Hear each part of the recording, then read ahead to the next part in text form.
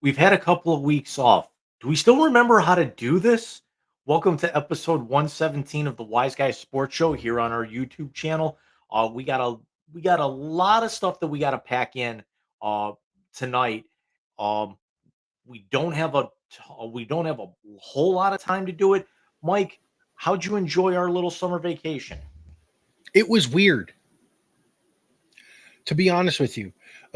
I always set up my Sundays to make sure that the kid don't nap, so he goes to bed early enough so I can shower and shave before we come on. Not that I want to look good for you guys, but it's easier for me in the morning. And last 2 Sundays ago, I go, the fuck? What? And last Sunday, I was like, oh, cool, one more. And then today it's like 5 o'clock. I'm jumping in the shower after my afternoon walk, and it's like getting ready to throw the oh damn it, I got a show tonight. We were sitting here, so we're trying to condense some of the crap because even when you were here, a lot of things haven't changed. Because we're going to expand the house hopefully this time next year. We'll have to take hiatus because I'll be moving into a new house. But so Steph's been going through condensing stuff, and today we started working on the movie collection. We're going to get the binders. Remember the binders you used to have for CDs? Well, they're selling them on Amazon again for DVDs and Blu-rays. So we're taking the ones we want to keep, like the TV shows, the specials, the games. Like I have a bunch of Ohio State Met games that I have in my. They're going to stay out, and then the rest of them are going to go into the binders. And I look at her and I go, "What time is it?" She goes, "It's 4 o'clock." I went, "Oh, okay." It felt a lot later, like we needed to hustle this thing up today. Saturday, like, to pull kind of the curtain back, I got some really weird news about work on Friday. I'm not out of a job or anything. It's definitely going to be a change. I can't legally say anything here yet because nothing's really kind of come down the pipe yet. Um, but I've been in such a funk that Saturday, the only time I left the couch was to take my pill in the morning for my acid reflux, take my pill at 9 o'clock at night for my cholesterol, go to the bathroom, get a snack out of the fridge, and then run up to Sheets and get food about 7 o'clock. And that was it. I did not leave the couch. The switch barely went on yesterday at all. It was one of those days. And then today, for the first part of the day, was really no different. Yeah, no, I don't have that option with the 4-year-old. But yeah, no, it was very odd I to caught up not. with I caught up with some good stuff on Netflix. I will say, if you get the chance, there's a 5-part series um called WWE Unreal, and you may have kind of heard You Mhm. know, it's a behind the scenes, completely pull back the curtain, kayfabe exposed thing of between the Royal Rumble all the way up to this year's WrestleMania. They talk they break down the entire Cena heel turn. They talk to like Cody and Bianca Belair and Rhea Ripley, and they give like the real names. It's kind of funny because Cena sits down and he says, "My name is John Cena. I go by the name John Cena. My government name is John Cena." That's amazing. So Pepsi Phil is in it, leading up to his comeback, and then you see like a lot of stuff with how things are produced in gorilla position. You get to see like Michael Hayes and Nick Khan, and you actually see like Paul Levesque in the writers' room. It's very, very well done. I was going to say the one that I saw, because we're doing a lot on Prime recently. Um, been watching Pop Culture Jeopardy with Colin Jost, which is actually quite good. Mhm. They have a series about Game Sevens on there, like 2003 Yankees Red Sox. Unfortunately, 2016 Indians against the Cubs. The '94 Rangers against Ottawa Vancouver. are on there, or Vancouver, excuse me. I should remember that with how he called it Mount Vancouver. Um, so I haven't watched any of it yet. It is something I will at some point in time partake in. But yeah, no, there's been a lot of things I've done in the last couple of weeks, like not normal. There's a bit in the final episode where they're at WrestleMania where it's you see Ivar from the Viking Raiders, Adam Pierce, Punk, and I'm trying to remember who the other one was because they were kind of off to the side. It might have been Xavier Woods, and they're sitting on the ramp. They're sitting on the edge of the ring, and Charlotte is talking with T.J. Wilson, who you might remember as what was his actual wrestling name? Um, he was one of the New Heart Foundation, with Claudio. Um, Okay, I know what you're talking about. yeah, it's Natalia's husband, who's now a producer, and Gotcha. they talk about, "Do you ever shit yourself during a match?"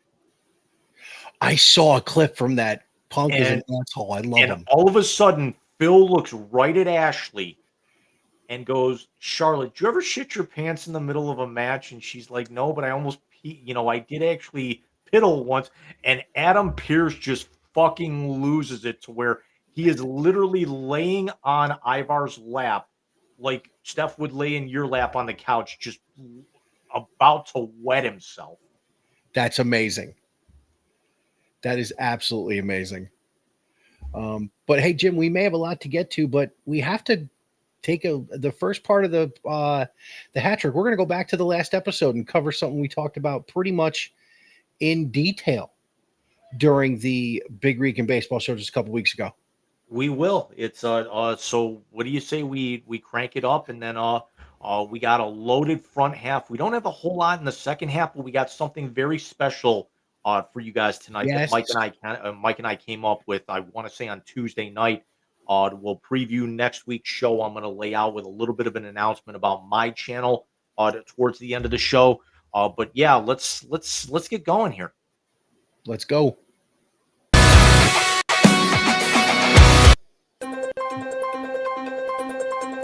It's the three biggest topics in the world of sports from the last week. Get ready for the Wise Guys hat trick.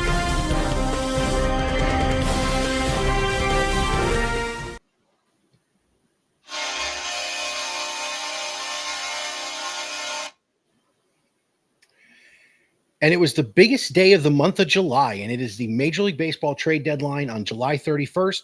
And Jim, this brings us to the first Big Rican number of the night, as there are two this week. And that number is 34. That is how many trades went down during trade deadline season this year. The most active of the last 5 to 6 years that we have seen. And the names, good God, the names, James, that went flying. I'm going to go over a couple that shocked me.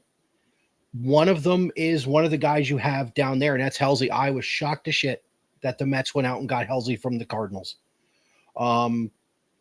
I got to tell you, the Hell's Bells entrance to Citi Field's pretty badass too.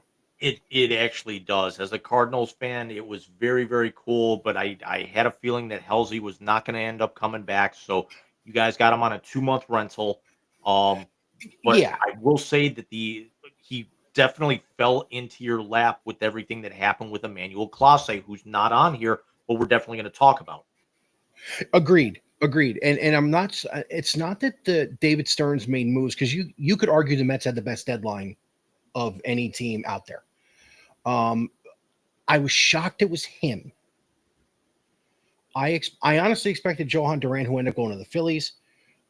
But listen, man, you can't get too mad if you got Tyler Rogers, who they got from the Giants, which was a bigger haul than Halsey. Could you believe that?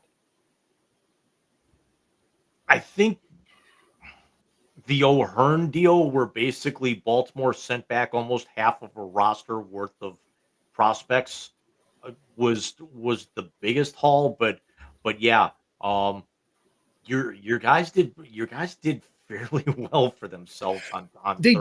did. And by the way, I love Mullins too, playing center field for the Mets now. I think that's a great move.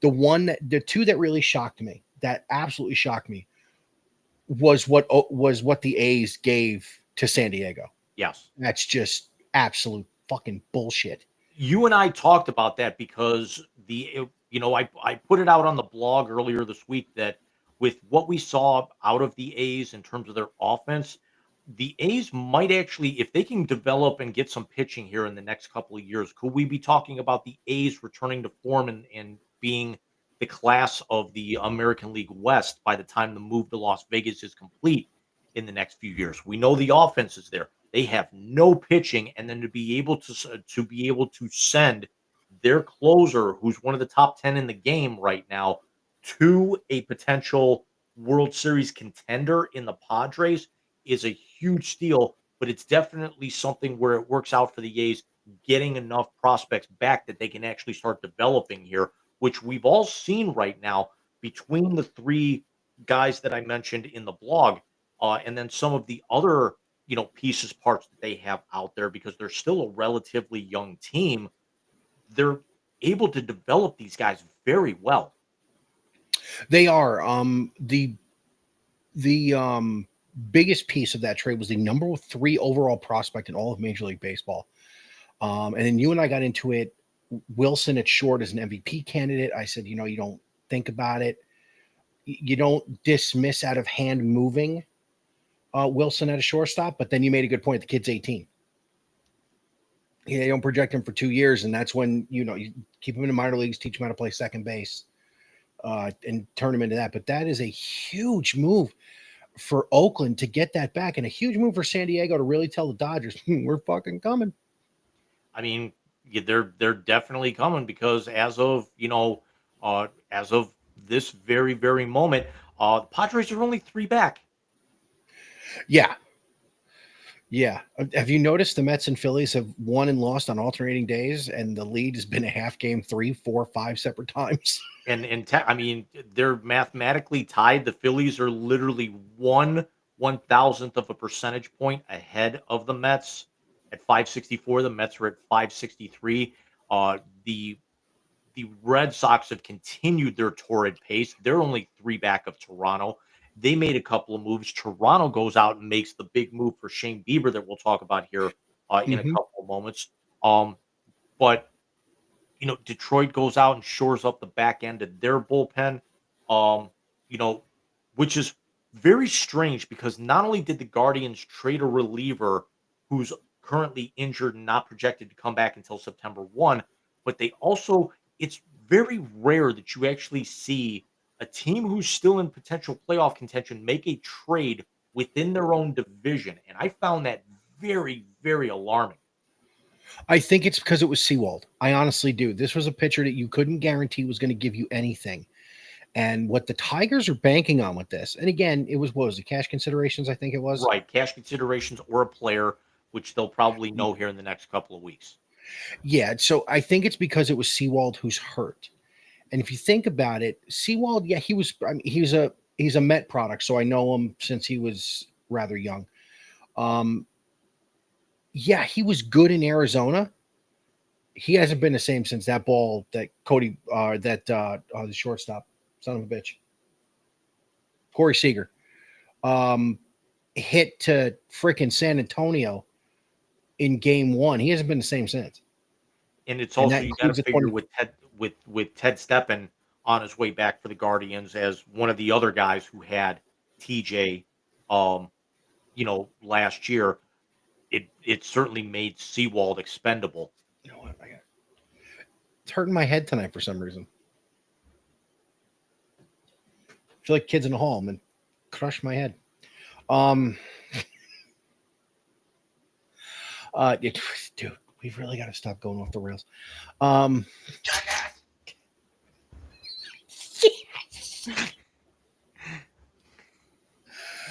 oh, I love it. The other one, you have another name down there that was shocking, and that is Carlos Correa goes back to the Houston Astros. Best meme of the weekend, by the way. It's a picture of Correa standing next to Altuve, and it says, "Is it still one bang for fastball, two bang for breaking ball?" I sent that right to Willie as soon as I saw it. Because Seattle's only 2.5 back, and I can't believe I'm going to say this. I'm giving Mike his kudos and his flowers here. The Rangers are coming. It's this thing is so tight in the two wild cards. Considering now, I don't know if you saw what happened today. Here's another piece of trivia for you. The New York Yankees have a winning record against every franchise, save for one. The Miami Today, / Florida Marlins. they were swept by the Miami Marlins. Did you see the way their bullpen fell apart the other night? Oh yeah, and we've gone. I want to say we're in the bottom of the seventh right now on Sunday Night Baseball with a potential World Series matchup between the Tigers and the Phillies. Exactly. The Phillies were in on the biggest name that we thought was going to get moved that didn't, and that is Luis Robert from the White Sox. Everybody had him penciled into center field at Citi Field, and then the Phillies got involved. And then I want to say one of the other National League teams got involved. The Padres got involved. And Chicago stood pat with him. They did not trade Luis Robert. The Mets get Cedric Mullins. The Phillies go out and get Harrison Bader to back up in the outfield in Philadelphia. So Bader will play in the playoffs this year for Philly, and last year he played in the playoffs against Philly. But Robert was the name I thought was going to move. When we talked about it on the Big Rican Baseball show that night, he was one of the top trade candidates we thought was going to be gone. And he's staying in Chicago. They think they got something. They don't. They don't.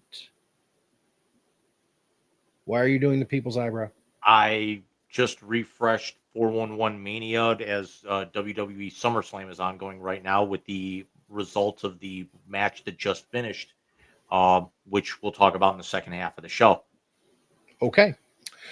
Jim, you actually had to tell me to stop sending you the updates. See, last day of the month at my job is very monotonous. It's a very long day. So in between things that we're doing to space it out to time, because we're going to be there late after normal hours, I would get the updates from ESPN as my cat eats my hand.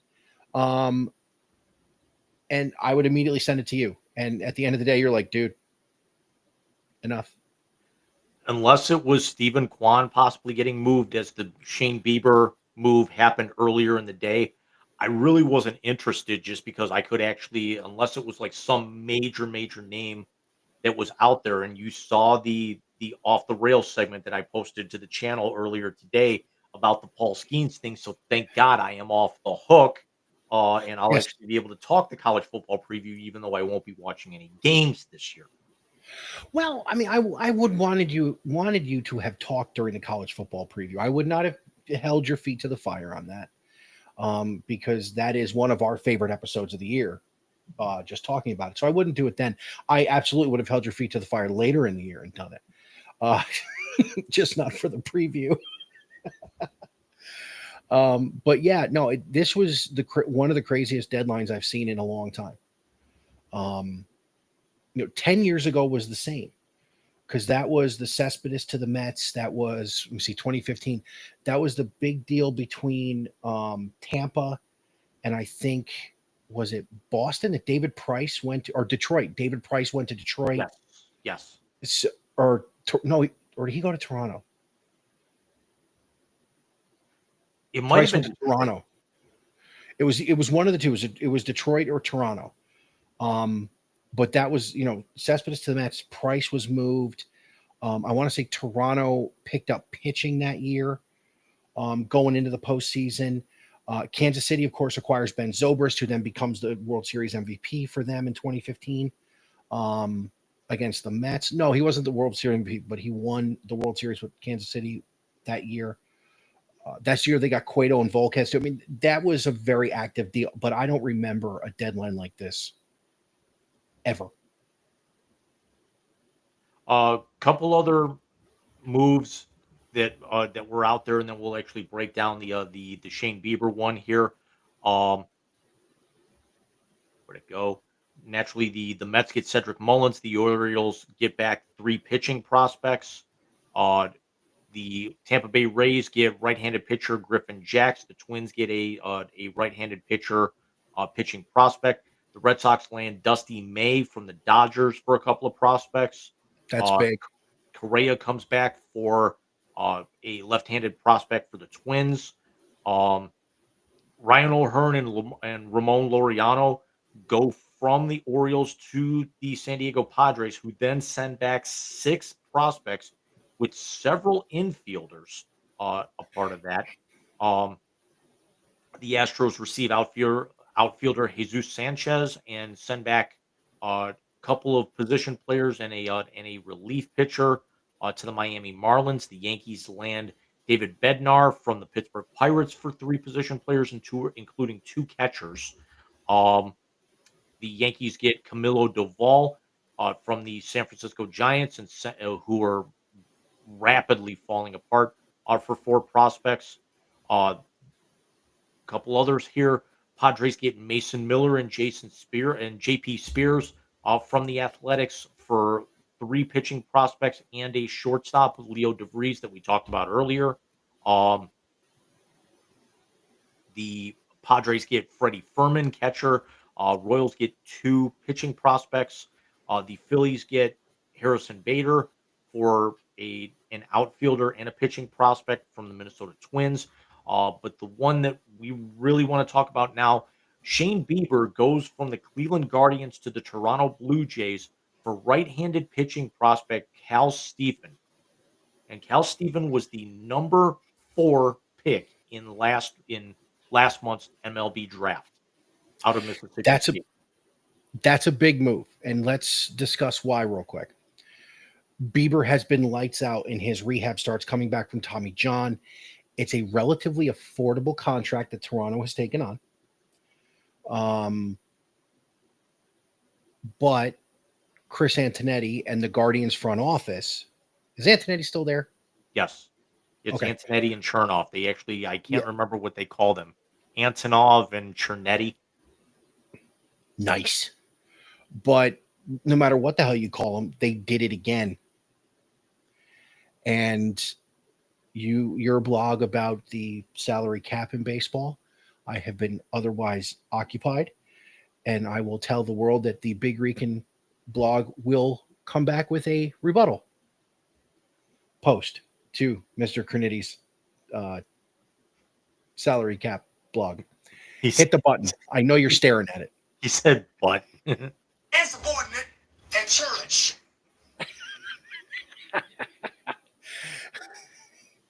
It'll be fun to talk about him one night, though. If Shane Bieber is anything close to what he was even 2 years ago, Toronto's going to win the American League East in a fucking walk.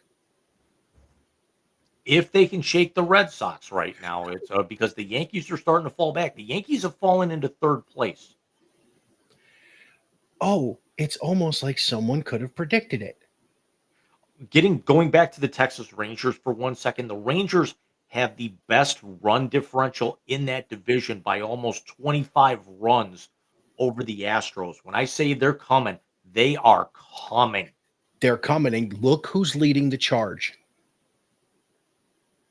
The guy who is now the fastest to 1,800 strikeouts in Major League Baseball history by both games and innings pitched in Jacob deGrom.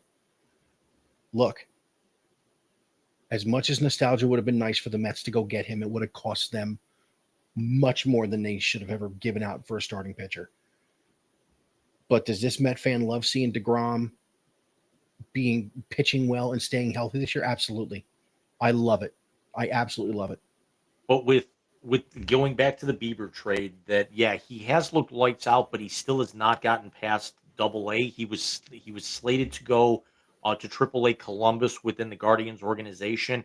He's now going to be reporting to Triple-A Buffalo. I want to say on Tuesday. Are they Buffalo or Rochester? They're Buffalo. Buffalo. Okay.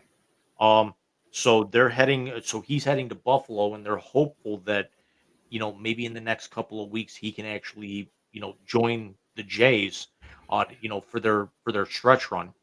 I mean, think about it. They have him by September 1, which is when they really need him by because of postseason rosters. You're getting Shane Bieber to pitch just the month of September and go into October. Hello. That's the equivalent. Amazing. I was going to say, it's, what it is? It's the equivalent of, if there was a salary cap, this is basically the NBA and the NHL hiding players out on LTIR just in time for the playoffs. Well, the difference is Bieber's coming back from a legitimate injury. Which the NHL is now fixed with their next CBA that kicks in next year. But agreed. Still, but you understand the parallel that I'm making. I do understand the parallel. Here, look who's back. Did the cat just give me side eye? I was going to say, speaking of contractual obligations. The difference is, I think Bieber's coming back from a legitimate injury. This isn't a guy saying he's got a sprained knee and he sits out 2.5 months. Bieber's coming back from Tommy John. It's a different. I understand where you're going with it, but it's a different scenario with Bieber and what Toronto's doing. If you had a rate, who do you think will be the most impactful in a team's postseason run? Who would you put on that list?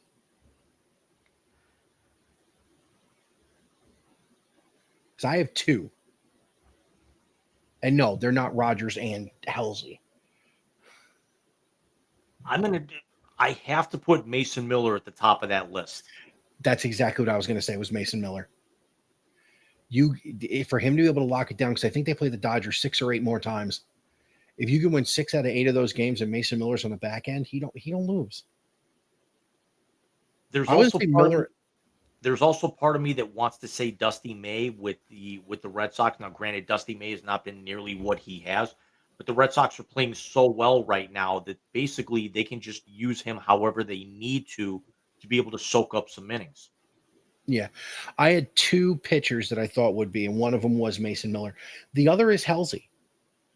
To have that bridge to Edwin Diaz is just amazing that the Mets are able to do that. The hitter that I think is going to be the one that changes some minds, don't look now, but the tandem of Josh Naylor and Eugenio Suarez in Seattle with Cal Raleigh, that's scary. Who's now up over 42, so he's going to have that record broken in the next couple of weeks. Yeah. I mean, just the fact that you have those 3 guys basically in the middle of your order, and it's what Raleigh's a switch hitter, Suarez power from the right, Naylor power from the left. And we didn't even get to J-Rod. Yeah. That's scary. That's not fun. If you got to face that in a short series, that's not fun. That's not fun at all. I mean, we talk about the 3-headed monster that's in the AL East. We talk about, your guys in Philly being neck and neck. The AL West is going to be the more entertaining pennant race down the stretch. The AL West is going to be an absolute friggin' dogfight because Texas is coming. Houston is there. Seattle's coming. And the A's are just going to be the biggest assholes on the planet and play spoiler as often as they can. The A's, for as bad as the A's have been,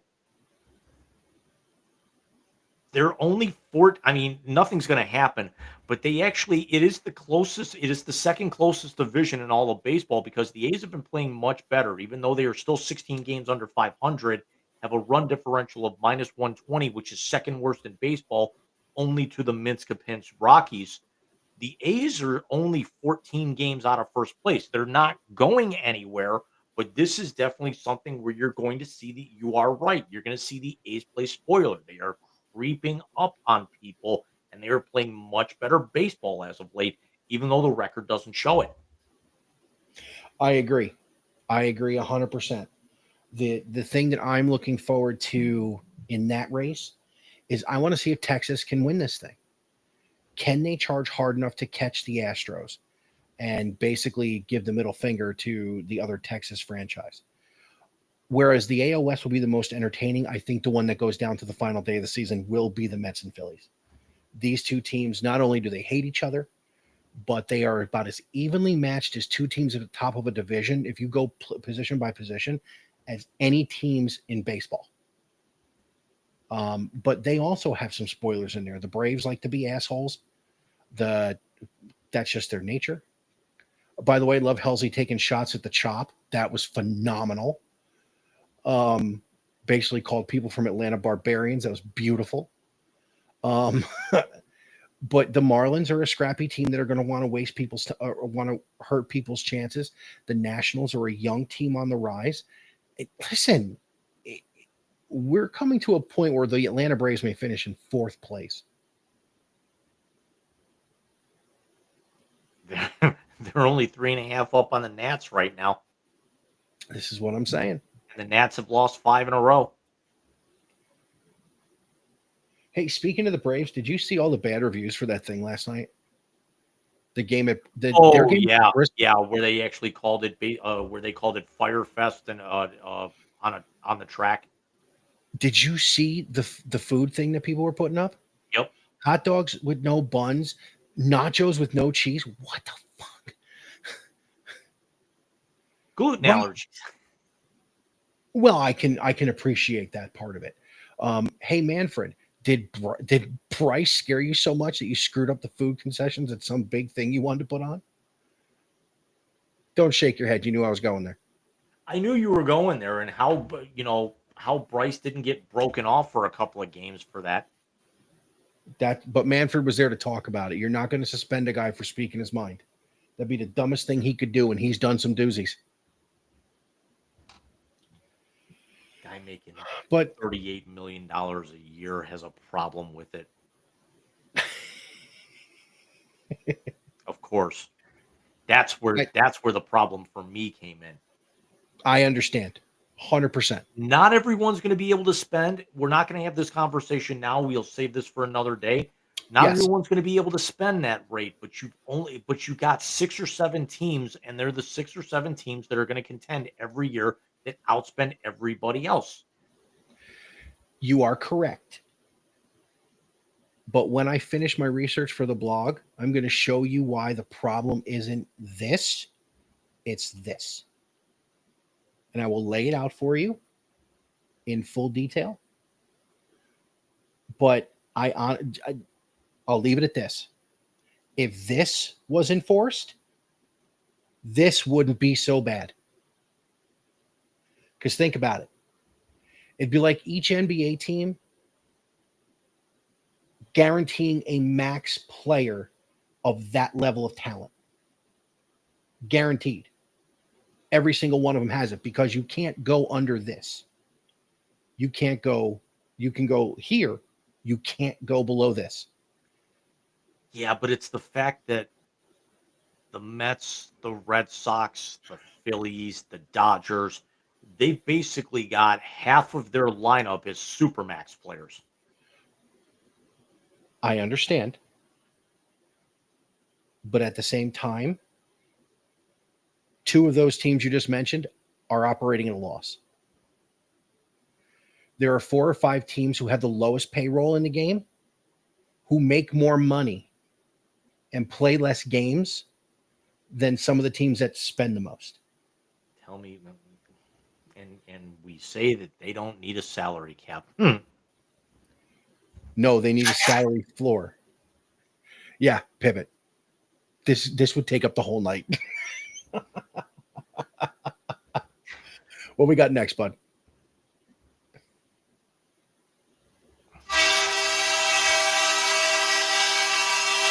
We go from the middle of the summer for the boys of summer, and now the boys of the fall and the winter have have broken camp and are able to actually enjoy the weather for the next couple of months. Yes, they can. And I'd like to start with the first thing you have there. And I'd like to bring up to you why ESPN is so out of touch and no one fucking likes them anymore.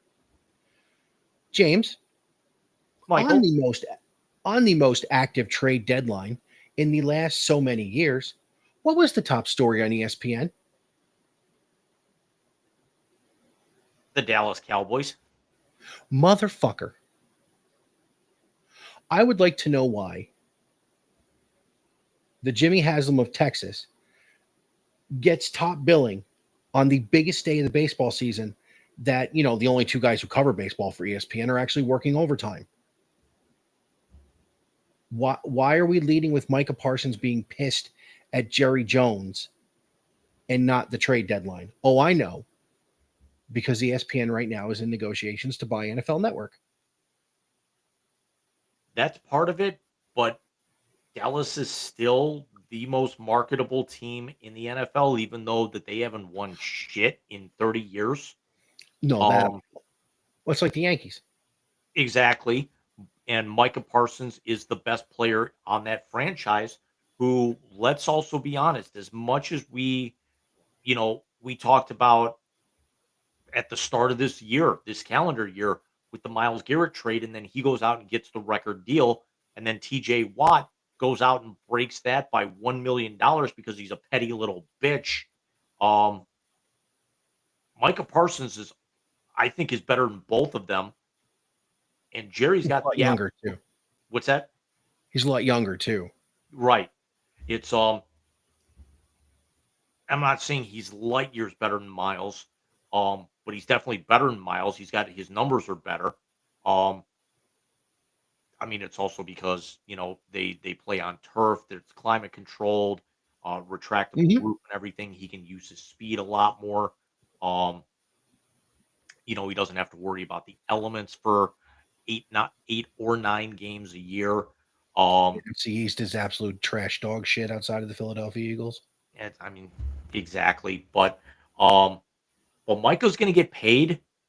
I wouldn't be the least bit surprised if it did happen. But if he ends up, sitting out or they force his hand and he does get traded, you're going to see an incredible amount of that fan base tell Jerry Jones, yeah, thanks, but no thanks. You've ruined our franchise for the last time. You either need to sell or you need to hire a GM and get the hell away from day-to-day operations, which is why you haven't won a damn thing in 30 years.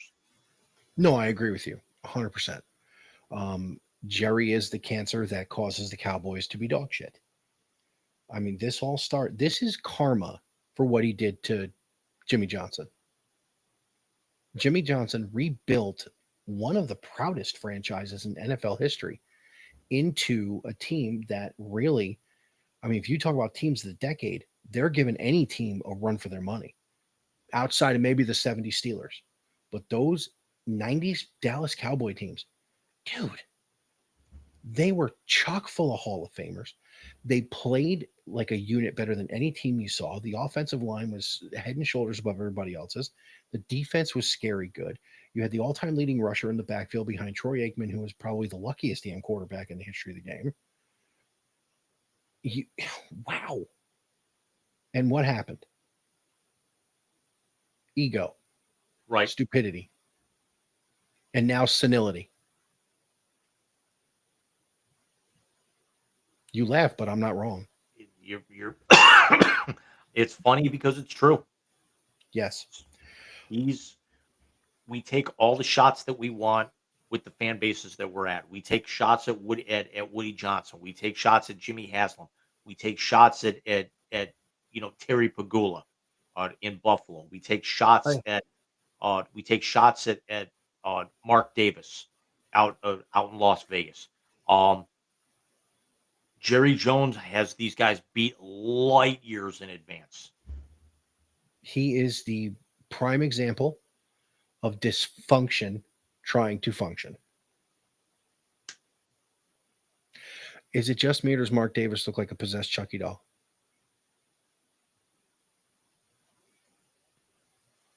If they were to bring John Gruden back at some point, could one dress like the other for Halloween?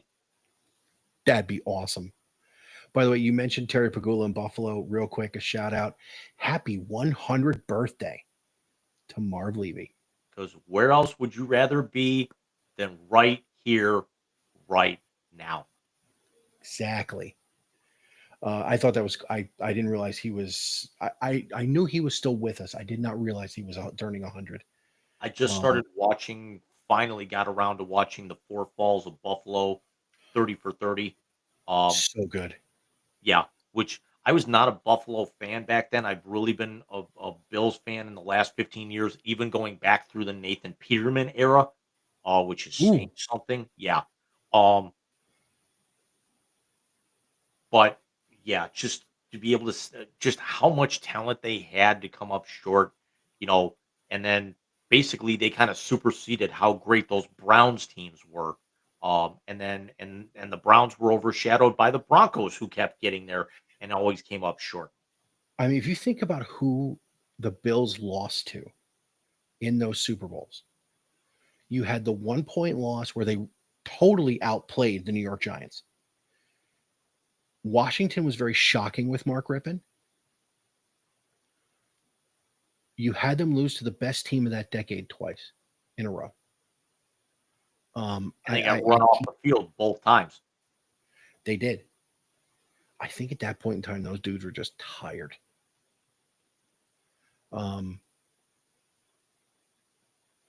It blows my mind that those teams went to 4 straight. When we talk about what Kansas City did going to 3 straight, and 4 in 5 years. If Kansas City pulls off what Buffalo did and say they do it and win it this year, so 3 in 4 years, unreal, just absolutely unreal. I mean, Emerson? That would actually have to. Let's pose the question here. If Kansas City does rebound, come back, and win it, and they've got 3 in 4 years, where would we put them amongst dynasties like that? Because New England did it in Brady's heyday. The Steelers won 4 in the 70s in a span of 6 years. The Cowboys won 3 in 4 years.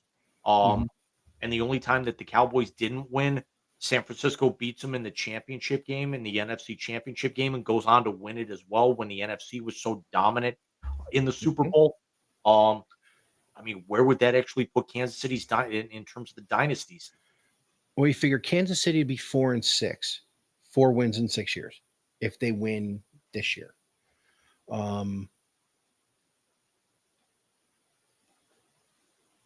I would have to put Kansas City above New England, and here's why. New England had a 10-year drought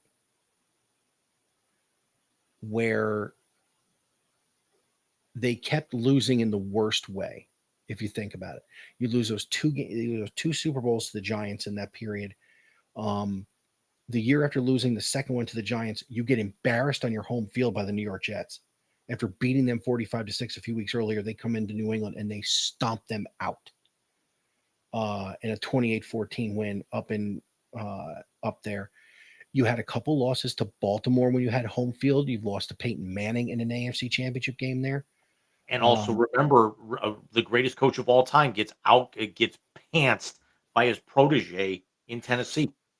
That was amazing. So I would have to put them a little bit higher for that reason. In this, the AFC East, when New England was doing this, was absolute trash. If you think about it, except for those 2 years, Rex Ryan ran to the AFC Championship game in his first 2 seasons at the helm. No other AFC East team, I think, got past the first round. Yeah. Yeah, you're correct. Yeah, and if there was multiple AFC East teams in that where there never really was, you had a wild card weekend and out, or you had just New England in it. So no, that Kansas City's has had a tougher division to play through. I feel tougher competition in the AFC to play through with the Josh Allens and the Tennessee when they were good. And you had Houston's coming up on their own, and you had that really good Browns team that they had to get a bad call for to win that game. Kansas City's dynasty, I think, is a little higher than New England in the short term. Long term, I think you got to get as many as they got in order to Yeah, really I'm glad that you brought up the quarterbacks, because really the only, thorn in Brady's side was Manning, who got him once and then got to the Super Bowl and won it finally. Well, yeah, they Mahomes, beat New England for both of his wins. yeah, They beat and New England and to get to the title to get to the Super Mahomes has had to go through Lamar, Josh Allen 4 times, um, Baker. Baker, Joe Burrow. He had Philip Rivers among there. CJ. Yeah, I mean, those are every single name. He had Big Ben, at the back end. Mm-hmm.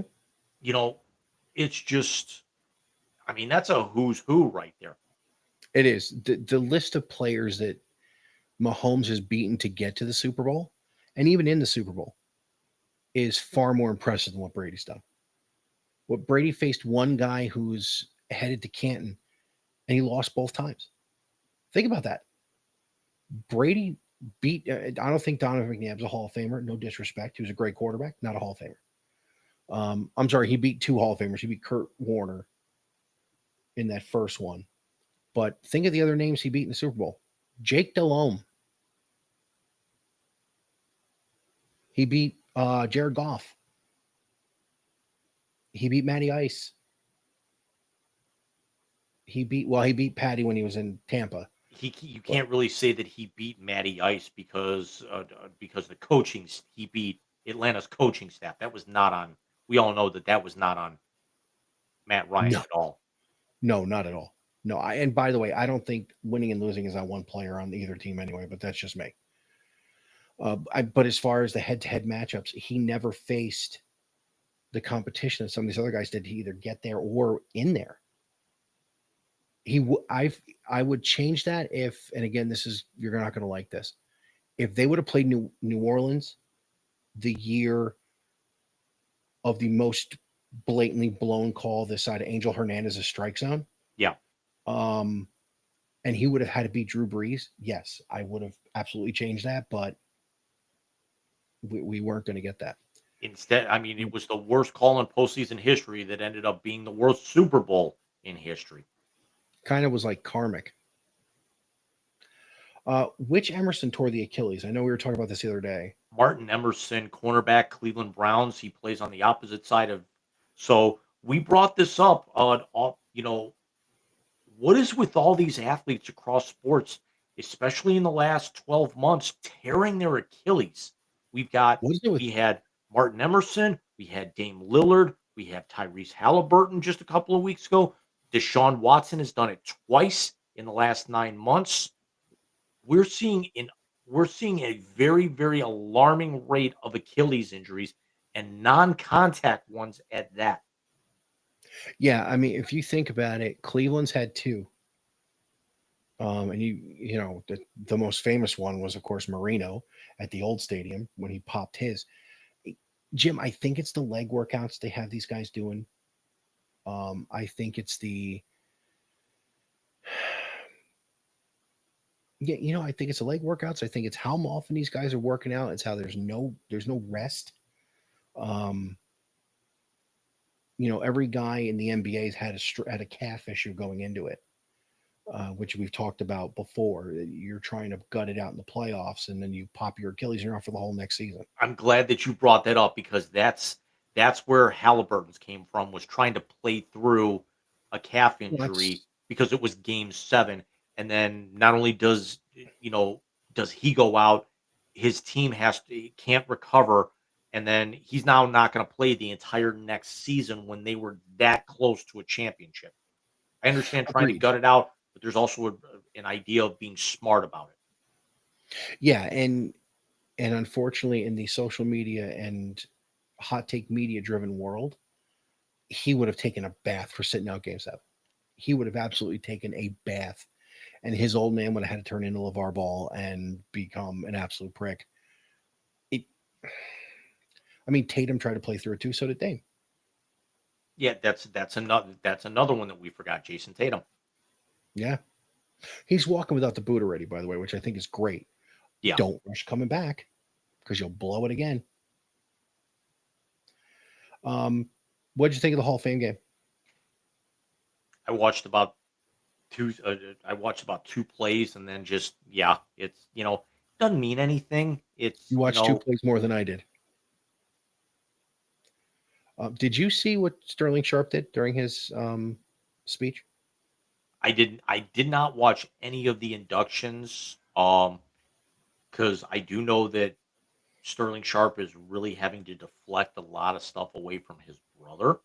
He is, and it's going to end up coming out again that this is someone looking for money, like the first person was. But it's very famous that his first Super Bowl ring with Denver, Shannon gave Sterling the Super Bowl ring. Sterling gave Shannon his Hall of Fame jacket. That's cool.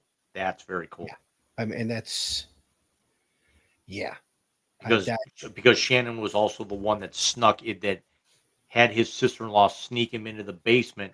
That was so cool. For the announcement. Yeah. That was so cool. The other one, I like the way they're doing the Knox now that the Dave stepped down and he retired. Randy Moss will always be my favorite. Just the look on Randy's face will always be and the way they got Peyton was pretty cool too. By the way, Peyton Manning is the executive producer of that WWE documentary series I was telling you about. Oh, Omaha's doing that? Yeah. Wow. That's interesting. I like that. Very interesting that it came off that well, and he's got those kind of chops. Well, listen, do either of those boys do anything halfway? Did you see Eli put the singlet on and audition for the WWE the other day? I did. I would say probably about the only thing that they don't do well is try to stay quiet when they're being given a Sports Center tour. Still the best commercial ever done. Still the best commercial ever done. So, Jim, let me ask you this. Second best. What's the best? Alexi Lawless playing Michael Row Your Boat Ashore and Keith Olbermann smashing the guitar and handing it like to him. An Animal House. Or, okay. If you like Alexi Lawless above that one, mine is the Y2K one when Charlie Steiner's Charlie Steiner, Follow Me to Freedom. Yep. Who was I watching? It was a clip from the Rich Eisen show, which apparently they've now moved to ESPN. It's going to be part of the they're buying NFL Network. Well, he was on Roku channel. He was, but he's still going to be the lead guy at NFL Network, and ESPN is in active negotiation to purchase the NFL Network from the NFL. And Rich would come back into the ESPN family to be still the figurehead person out front. I think it was Rich talking with Kilborn, and they said that Eisen's first day on the job, he literally walks in. He hasn't even walked to his desk, and he's got to wait because they're filming a This Is Sports Center commercial with Kilborn on day one. Nice. He hasn't even logged into his computer yet. Nice. What was the other one? Oh, the Drew Brees one. When he's driving the float. Yep.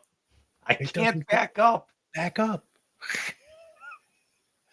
They had a couple. Josh Hamilton was in one, and Mr. Met walks in and then just like throws something at him and walks out. What's his problem? Some of those baseballs you hit? Yeah. Yours, Cousins. Yep. Yuppie putting on the Yankee cap was always a classic. Um, It wasn't Yuppie, it was Poppy. Poppy, that was right. I could never remember its name. Um, Is that what you LT, think? Ladainian Tomlinson sorting mail with the visor.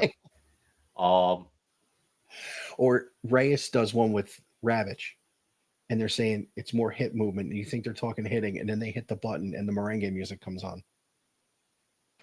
I remember the commercial now. It was basically them handing off Carrie Strug through the office. Yes. Yes, That after was she the broke the Airborne ankle. commercial that Eisen couldn't get to his desk about. That's amazing. Or the devil and the penguin doing the thermostat. Ovechkin being a double agent. Pujols being an actual machine. Yep. God, so many of them. Oh, too many. So Jim, real quick, as we're almost at an hour, we're only at topic 2. What are you most looking forward to this preseason? I mean, there's always something we want to see in preseason. What do you want to see happen in the next couple weeks? Outside of the quarterback mess that is the Cleveland Browns right now, and finally getting some clarity there as there's an unconfirmed report coming out that the Minnesota Vikings could be targeting Kenny Pickett, um, to base a little levity, but I don't know if the Browns will actually do that after trading a fourth round pick to get him. Um, with the thought that he was going to be your week 1 starter. Um, I really don't know. It's just, this is going to sound dark and it's going to sound really dark. Is who's going to be the big domino to have that one injury that could have been avoided? It is dark, but it's also very, very true. I want to see what Shador does and how often he's on the field.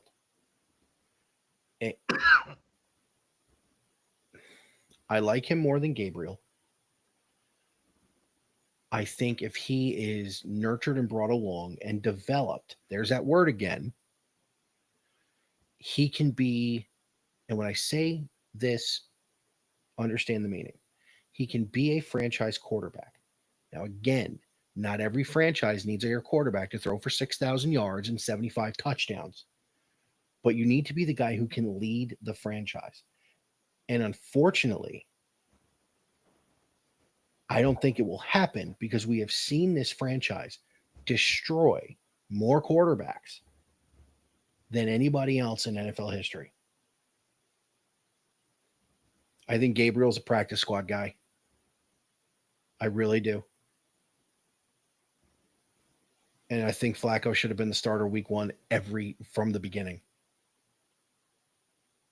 Make Pickett hold a clipboard. It's also, I think the other underlying storyline is how many guys are sitting out and how many deals are going to get done. James Cook from Buffalo sitting out. Micah Parsons wanting a trade. Trey Hendrickson, but still doesn't have. Is still looking for a huge deal, which is typically not in Cincinnati's wheelhouse. So, what's going to happen with a lot of these big name talents? Because you got to figure with Cincinnati, they got everybody locked up on the offensive side. Where's you got to shore up that defense. You've got one of the top 3 pass rushers in football, and we talked about a couple of them, not even 5 minutes ago. You put Hendrickson's numbers up against Parsons and Watt and Garrett, and he's right on par with them. Pay the guy. Yeah. You're not going to hear an argument out of me. So I think both of us are looking to see what happens with the quarterbacks in Cleveland. But Jim, we may not have a huge second half, but what do you say we get to topic number 3 and really just bring the whole tone of the show down? Yeah.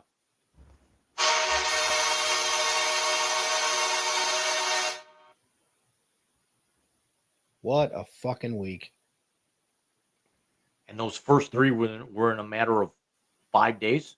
Yeah, less than that. I want to start with number 2, the most unexpected of the. Now we're up to 5 with what we found out about an hour ago.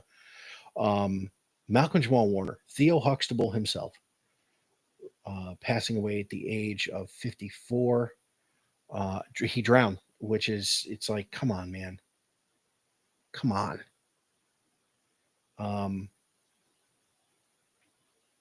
Hulk Hogan wasn't born in 2025, dude. Yeah, that's I took the wrong number off. That should be 53. That's my bad. Now you're good. I'm fixing it. You're good. We're gonna leave the first guy for last because that was the toughest one. Of course, Malcolm Jamal Warner, and then Hulk Hogan.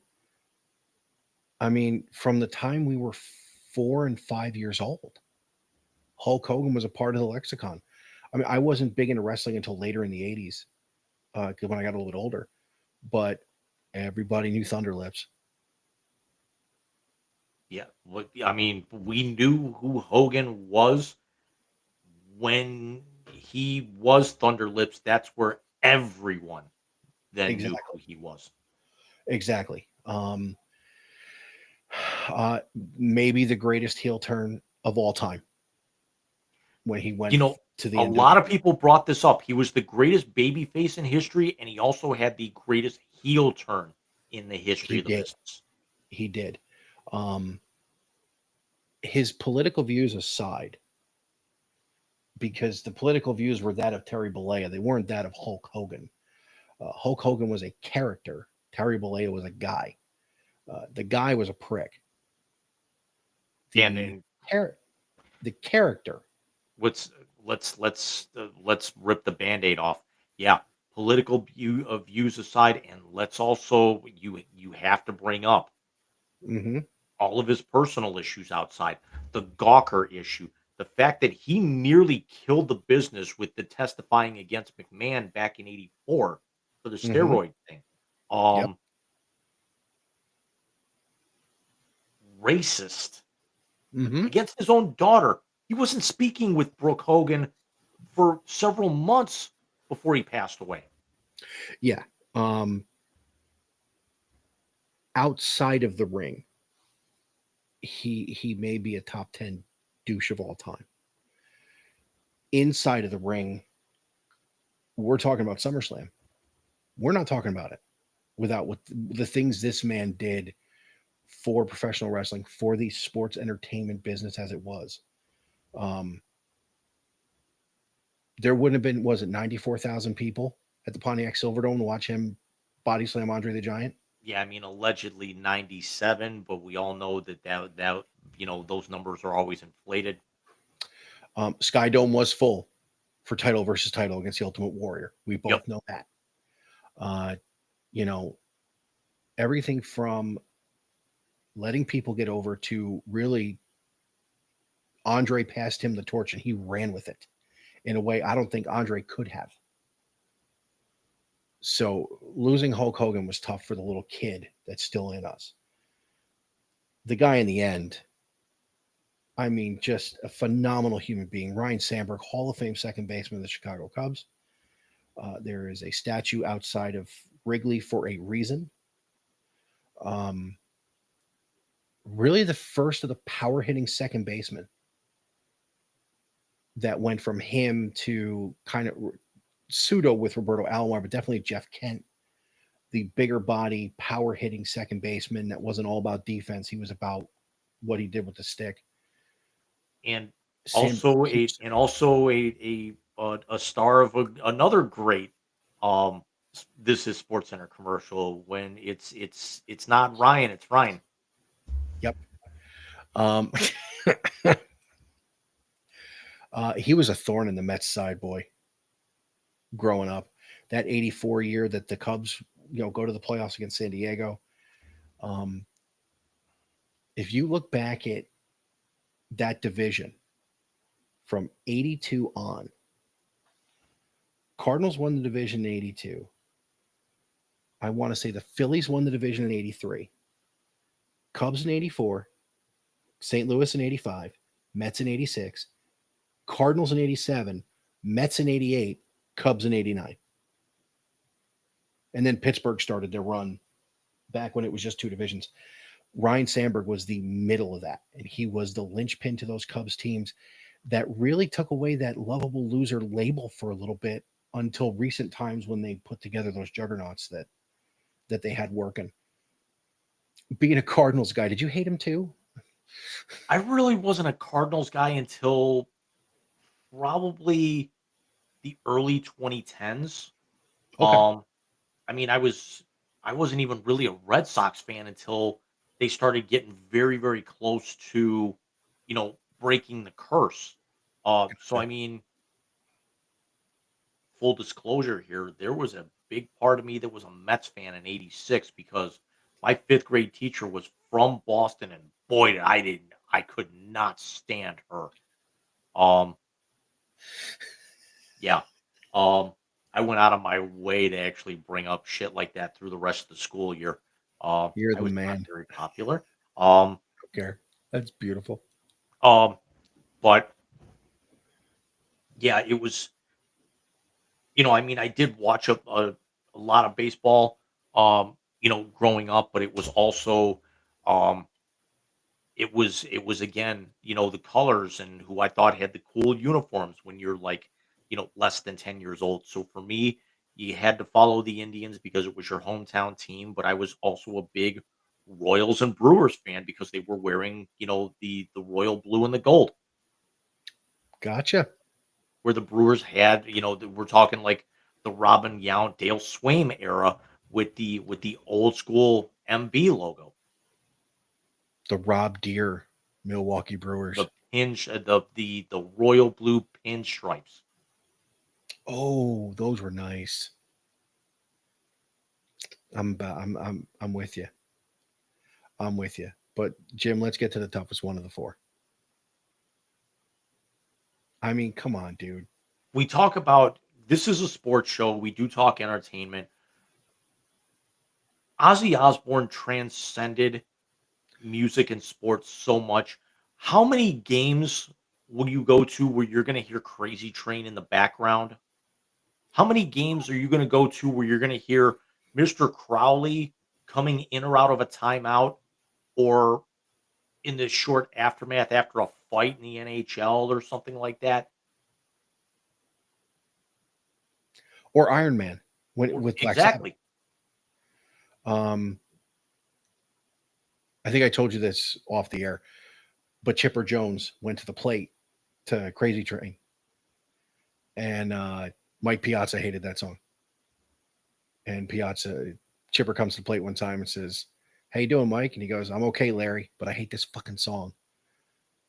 And Chipper says to him, "Well, you're going to hear it 4 or 5 more times." Losing Ozzy, I mean, if you think about it, everybody grew up on his music, and then we got to know the real lunacy, which was the show, and it was the one reality show that everybody could stomach because it was Ozzy. The cameos, the one in friggin' Little Nicky is still my favorite. I remember there was a video game on the PlayStation 2 called, Yes. you know where I'm going with this. It's called Yes. Brutal Legend.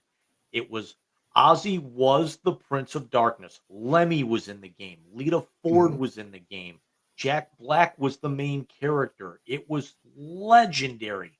It was a great game that never got its sequel, but everyone knew Ozzy was going to be in there in some form. And when he showed up, it's like, holy fuck, it's Ozzy.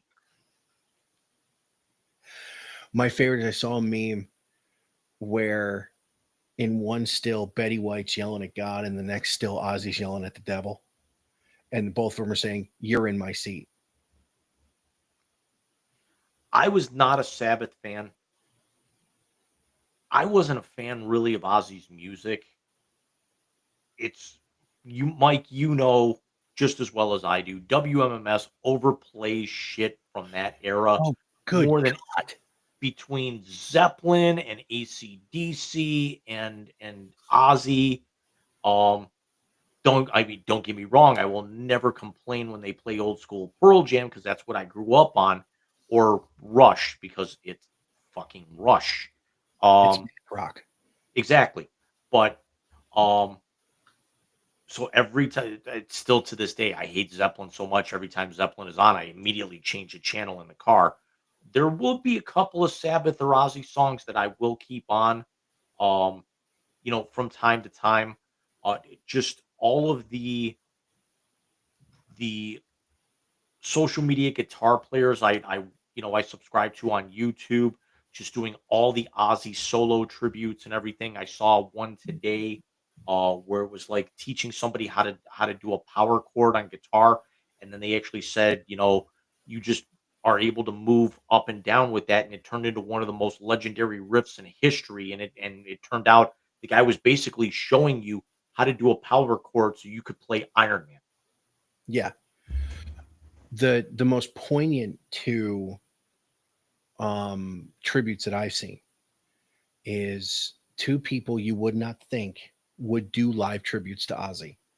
The first was Michael Bublé, of all people, who meshed his song Home with Mama I'm Coming Home, Ozzy's wonderful tribute to Sharon. Yeah. He wrote what, in the 80s he wrote that? Yep. I wanna say that was 87, 88, 89. It was relative. It was on his I wanna say it was on his No More Tears album. Yes, it was on No More Tears. That I know. So whatever year that was. But the one that hit me, Jim, George Strait,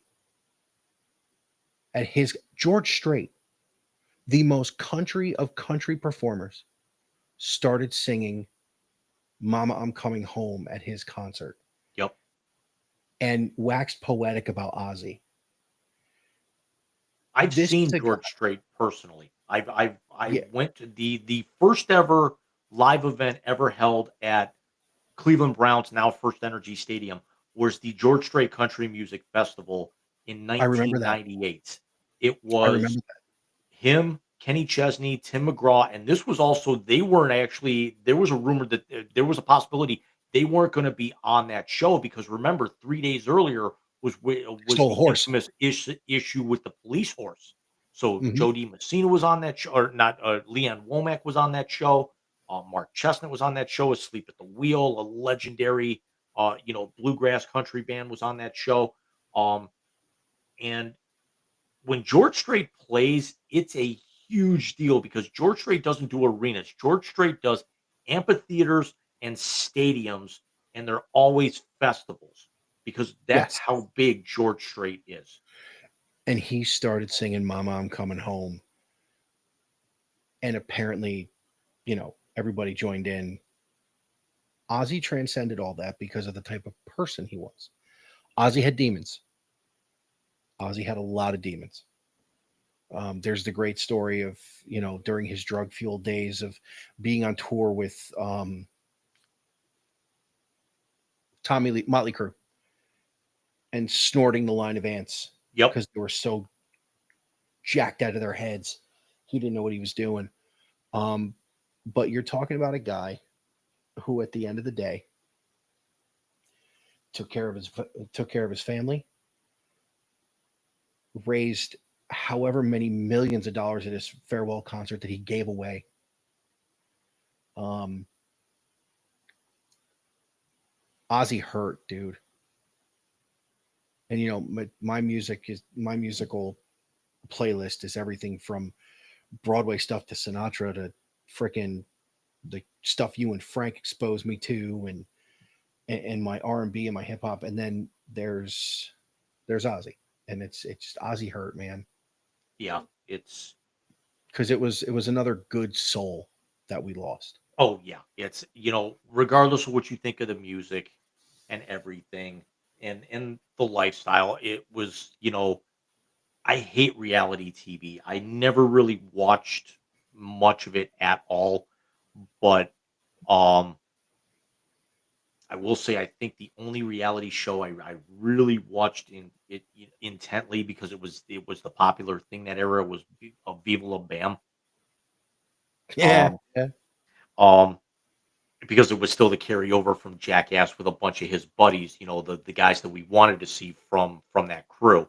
Mm. Um, but you got to see John. His real name was John.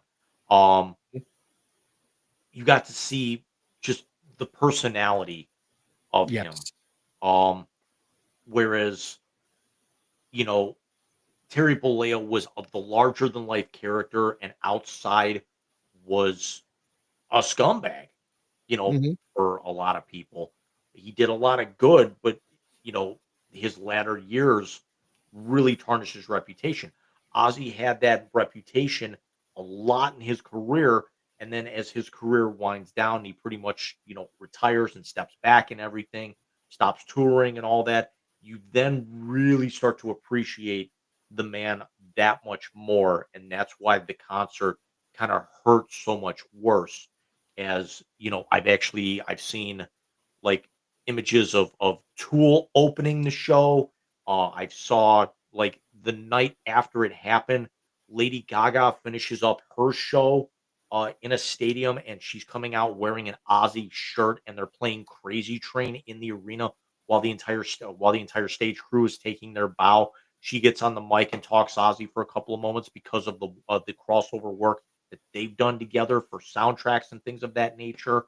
Um, it also makes you stop and wonder just and you have to not only think of Sharon and his five kids because everyone remembers Kelly and Jack because they were on the show and their careers. He had several other kids as well that were not part of the public eye like they were. Um, Mhm. but you look at, you know, Zach Wild was his touring guitarist for years after Randy Rhoads passed away. Um, how that affected because Randy Rhoads I'm sorry, was Zach Wild was his guitar player at that final show last month. Um, all the bands that he went out with, Anthrax. You have to wonder how this is going to affect Charlie Benante, who is actually still out on the road. Um, we've seen the tributes with Metallica, Nickelback. Um, just those are the only two, off the top of my head in recent memory. Metallica went out on tour with Ozzy multiple times, um, and especially were headliners at multi-day festivals over in Russia or Wacken in Germany or something in Norway or Japan or whatever.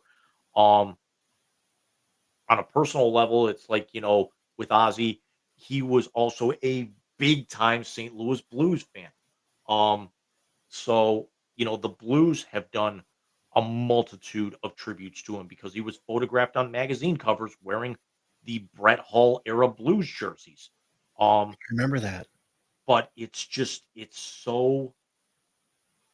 so strange to be able to see Malcolm Jamal Warner and then the very next day see Ozzy and then 2 days later see Hogan and then see Sandberg and then earlier tonight, ladies and gentlemen, unfortunately Lonnie Anderson passed away at the age of 71.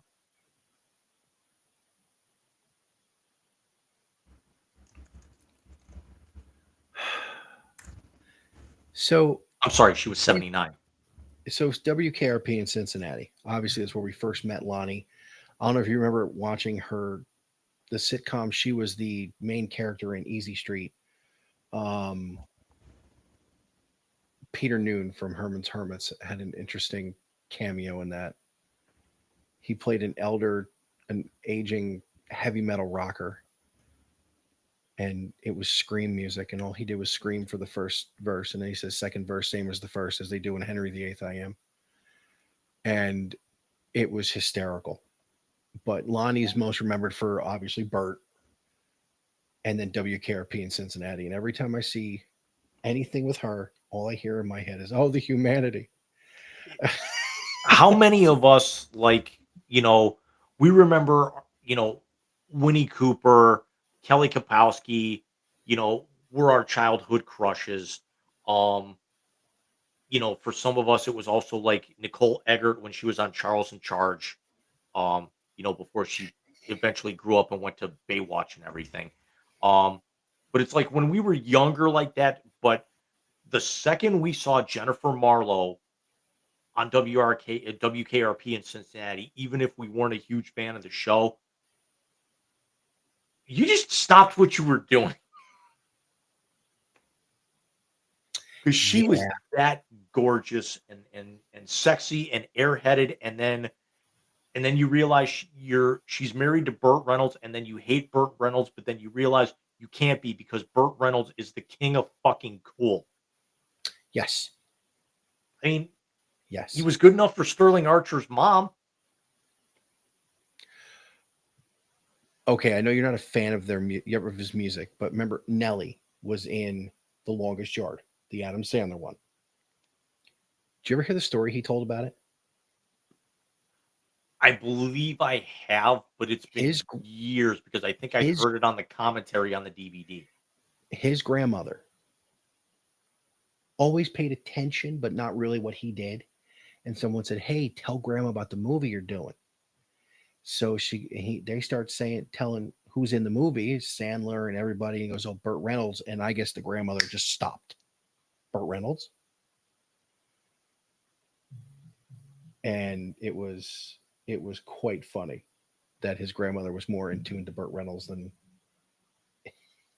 she was to him. Hey, question. We're at 121. We don't have a whole lot to go in the blast. You want to just skip halftime tonight? Let's power through this thing, get done in under two. I will leave that entirely up to you, brah. Let's go. Where are you going?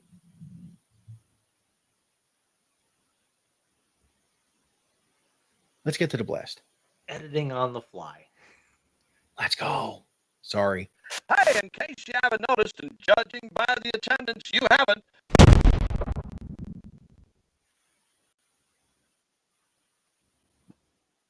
Yeah, I just figured get us out of here in under two.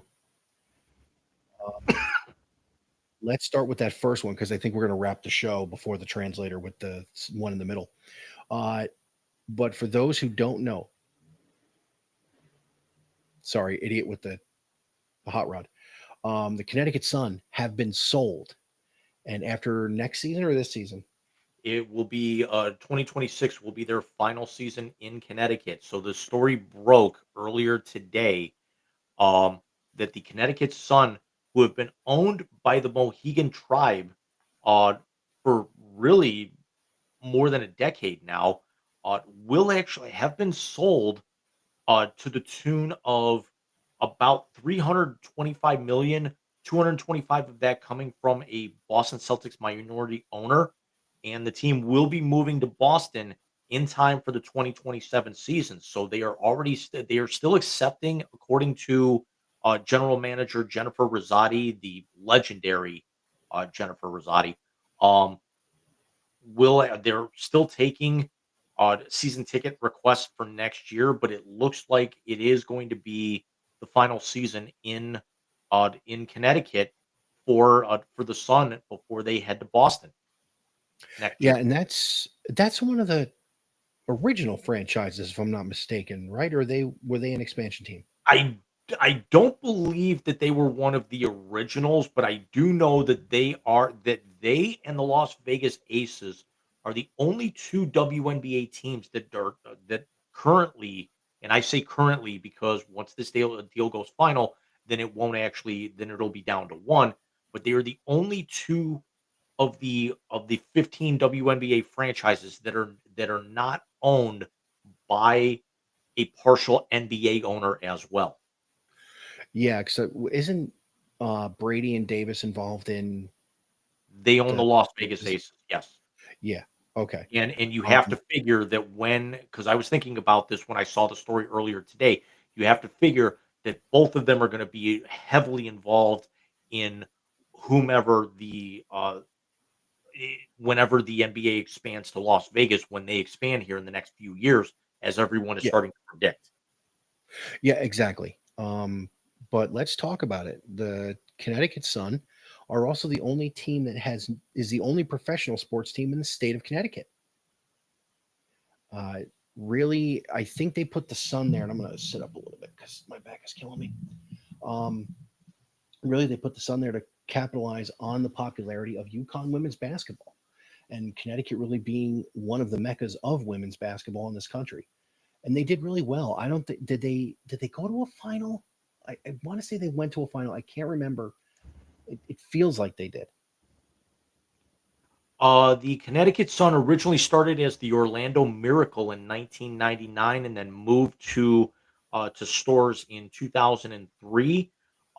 They have two conference championships, nothing since 2005, and have never won the WNBA championship. Okay, so they did go to two. They went to two finals. Okay. Um, I mean, they took advantage of it. 20 years. 22. Well, 23 by the time their final season in Connecticut happens.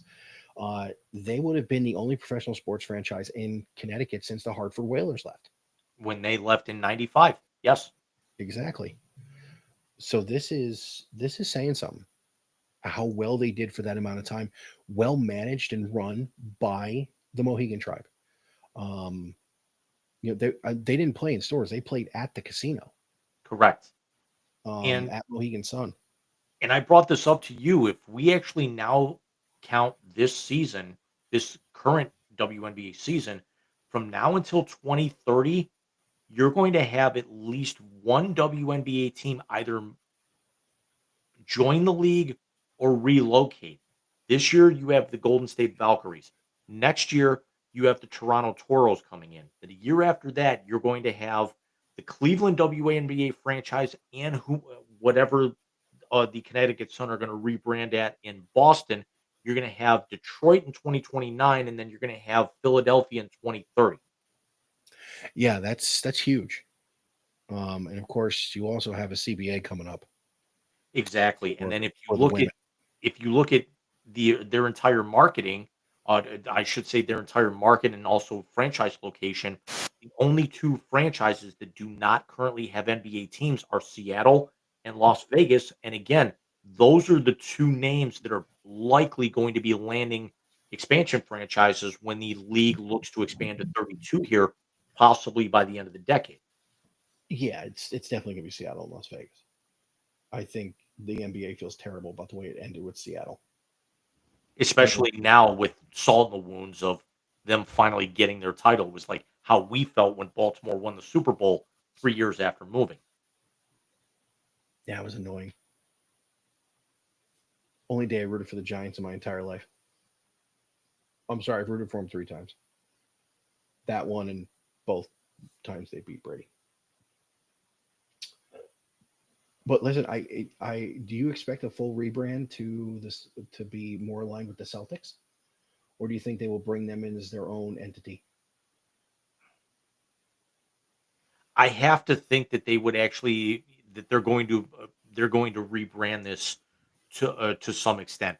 Look, I'm going to go down the pipe here for and Phil for a couple of moments with their entire with all of the franchises.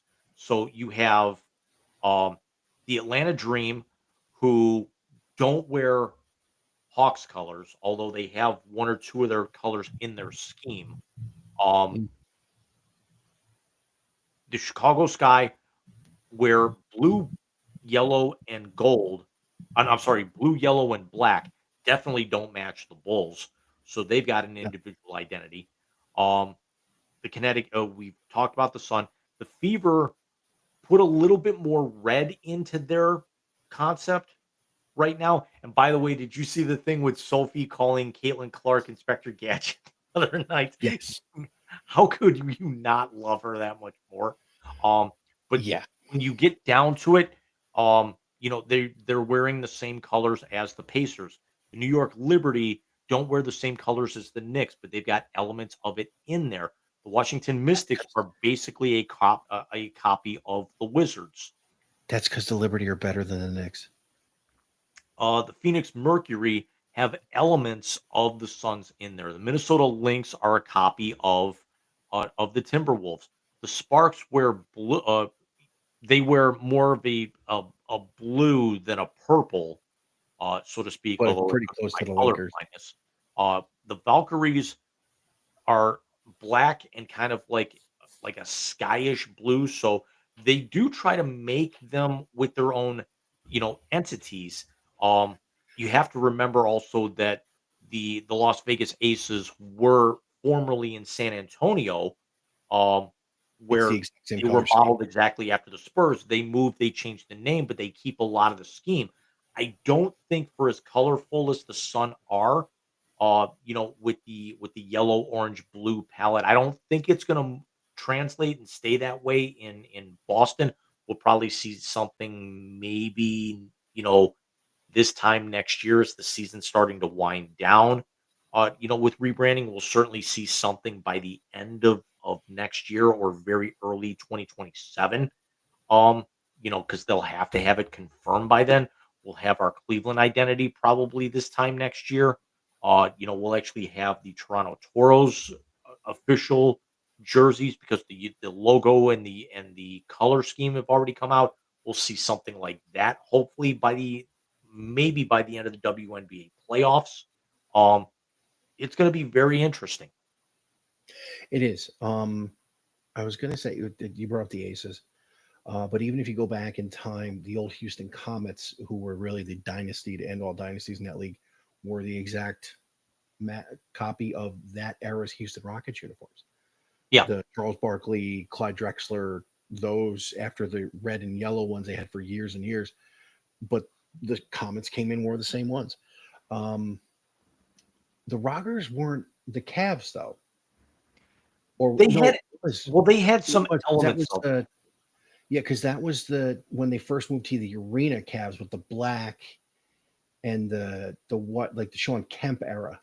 They Right. had They something had the close to black, the with the light clutch blue, game. but also remember, they also had hints of orange from the previous, eh, you know, Mhm. from the previous look of the Cavaliers. Yep. So listen, I hope they do well in Boston. I think it's a great move. I personally believe that every city that has an NBA franchise should have a WNBA franchise. That's just me personally. It- Little you by little by little, we are getting there. we are getting there. Um,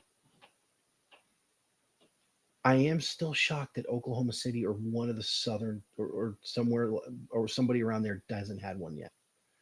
Um, I'm also shocked Houston's gone after what they did, but that's whatever. Um, but I am shocked that like OKC or somebody doesn't have it.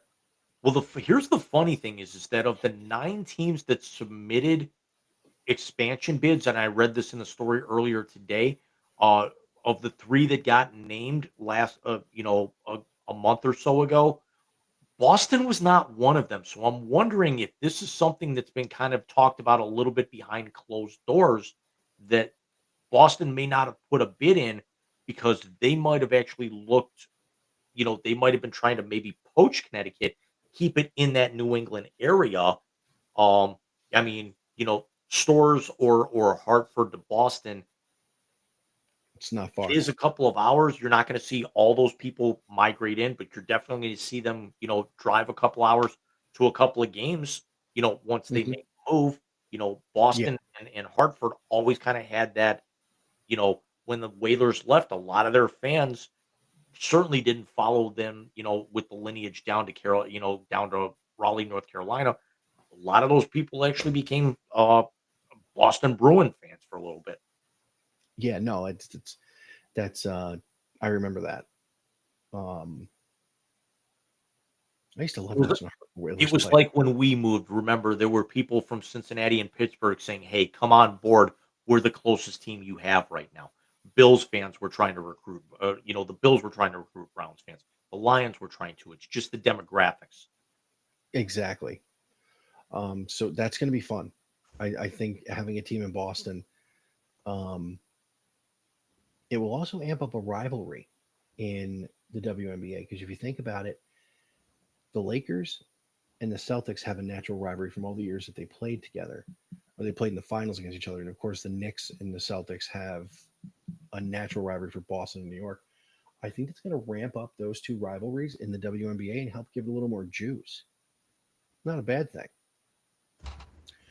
I But have to wonder though with this next round of expansion with this because you figure they're not going to, they add all these teams here by the end of the decade. You don't want the league to blow up too much, but I gotta think you've got to start maybe thinking about putting a team in somewhere in Tennessee. Yeah, I think you have to. I think you got to put a team in Nashville. I mean, you've got Nashville, Knoxville, and Memphis. I mean, at least the good thing is that with the Sun leaving for Beantown, it's still going to be New England's team, and you're Yeah. still going to be able to pull from UMass. You're going to be able to pull from Connecticut. You're going to be able to pull from Rhode Island. You know, for that area. Um, you, I mean, you are leaving the best, market. It's not like you're going to put a WNBA team in South Carolina with their recent success.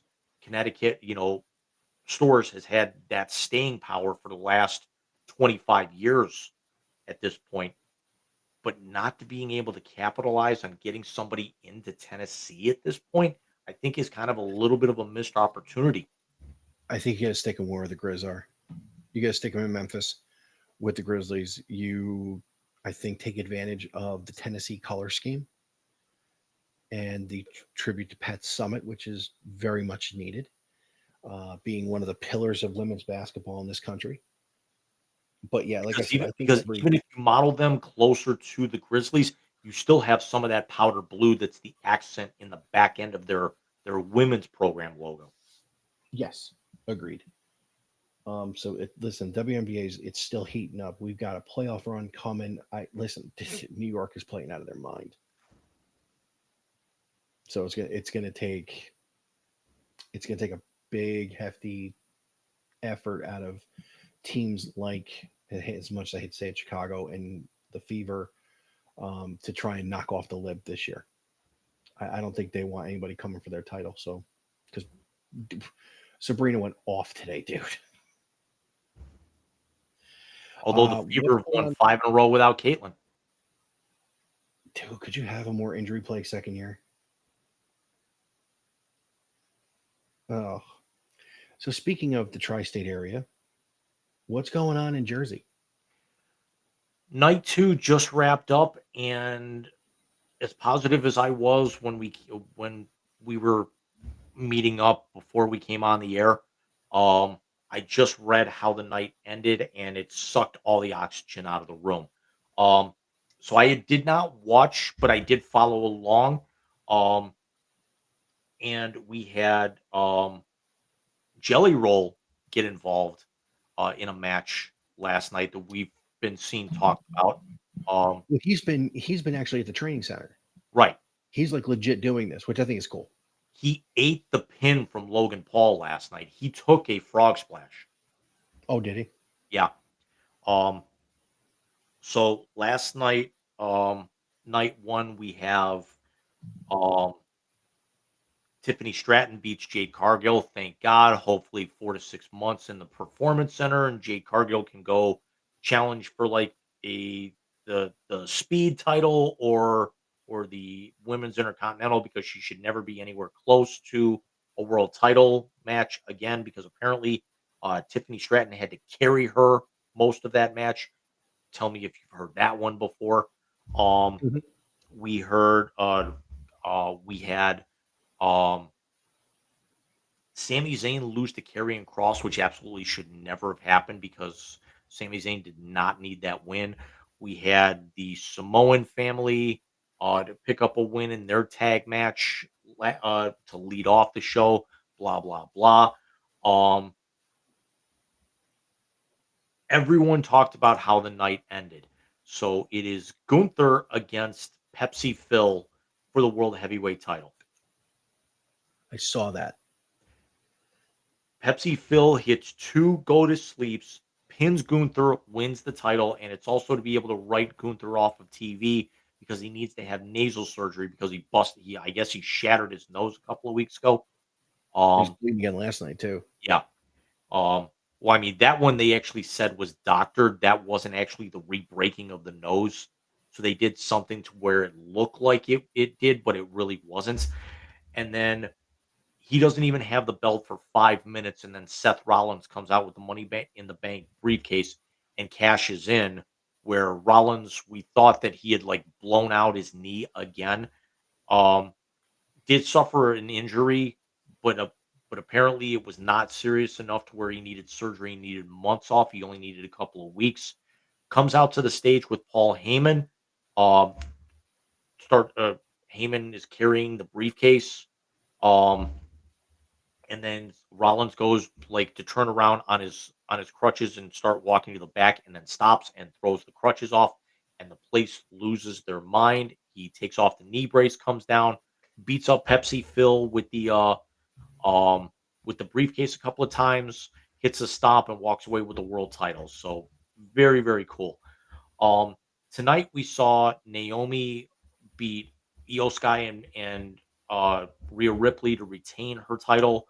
Um, they said AJ Styles and Dominic Mysterio for the Intercontinental title was the best match of the night, where it was originally graded a 4-star, but some people are giving it 5 stars because apparently both of them were doing a shitload of Eddie Guerrero tributes. Nice. With the Viva La Raza thing and Three Amigos and Frog Splashes and um apparently there was massive, massive fuckery where there was a 6 team, I should say, um, TLC match for the tag team titles. Um, Becky Lynch retains her Intercontinental title against Lyra Valkyria, and the big story there was that um, it was no disqualification, no count out. Bailey got involved, mistakenly hit Lyra Valkyria. Lyra cannot challenge for the title anymore. But the bigger story was that Becky Lynch, for the first time in 15 years, got new theme music, and this is by a really, really good pop. I'm sorry, like punkish type band called the Wonder Years. Um, Oh, I've okay. seen some of it, and it was really good. And then on SmackDown Friday night, um, John Cena's been playing, the shit-eating, backpedaling heel since he turned heel at WrestleMania, and he comes out, and then Cody comes out, and um, Cena appears to go face, like turned everything around and went back to white meat baby face, saying, Really? yeah, you wouldn't let me, I said I couldn't do this match, and you kept pushing me and everything, and Cena says, good, because that's not who I am and everything. So because it was a street fight and everything, um, we have a new world champion, and it is Cody Rhodes again. So he gets back his title. That's not what I have the problem with.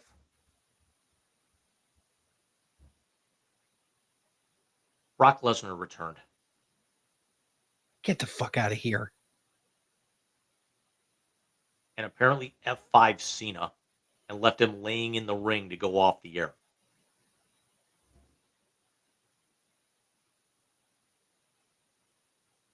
That's either stupid or brilliant. Think about it. You don't want Cena to go out as a heel. Lesnar is the most controversial one they could bring back. Cena's talking about a face turn again. Brock comes out and hits him. Brock Well, can't be a face. there were a lot of people that were thinking that we were going to get a double turn. Cena goes face, Cody goes heel. But why would you ever bring back somebody that is that toxic when the McMahon shit is still hanging out there and Lesnar's name is in it multiple times? But there's something that Triple H knows that no one else does then. because listen, say what you want about anybody with that last name, including his wife. This dude has been better for this company in the last 2 years than Vince was over the last 10. I will say that she has actually started her own sit-down podcast, and it is getting It's incredible reviews. It's awesome. I can't wait to watch the one that she did with Cena at work tomorrow. I got to go back and watch the one with Randy Orton. And apparently in the Cena one, she also discloses from a clip that I've seen in a YouTube short, really how close Triple H came to dying with his issues. Oh no, he talked about it on, was it with Chris Van Vliet? It was with somebody. He talked about it and you knew it was bad. It was bad. Yeah, but apparently when she brought it up, she starts getting emotional. Cena doesn't, because Cena is just in shock at this point. Because he didn't Like, this is like brand new information to him. He knew it was that Paul Levesque was in bad shape. He didn't know that it could have potentially gone terminal had he not walked away when he did. Oh yeah, no, yeah. I don't think Cena knew that. But Triple H knows something that nobody else does, and I'm sure will come to light very soon. But this is the perfect way to send Cena off as the face he always was. It's the perfect way, because not only is Brock, we got our dark side Cena. He's now come back. He's only got, I want to say, like 12 or 13 more dates to fill. He walks away in December. He'll have Survivor Series. If he's a member of a War Games or something like that, they get the title off of him. They run a new program with Cody. So it works at this yeah, point. I just don't understand where the Lesnar thing is coming in. I I'm don't with- get it. outside of, there were very few people you could bring back to turn him face that would put a legitimate run at this. It's him. It's Rock. That's about it. Because you also got to figure with the farewell tour, you got all the greatest hits. You got him and Cody twice, which had to be because Cody's the top guy. You had him and Pepsi Phil, overseas. So you ran that back. You got him and Orton finally running that back one final time. So, there's not a whole lot of names out there that you're going to be able to put with him. I understand trying to bring back some guys from his past, but you still don't pull this trigger. You don't Again, bring back that guy. unless you know something. Unless you know something. I am with you 100%. You know that. I can't stand the fucker. And I'm kind of scared of his kid. But if you know something, that is where you can do it. And if he knows this and he just did this, Jim, you're talking about the storyline to end all storylines going out of this thing. The only way it tops it, if it's him and Lesnar, is if you get Rock back in here and the two of them lock up at Survivor Series. That's the only way you top this.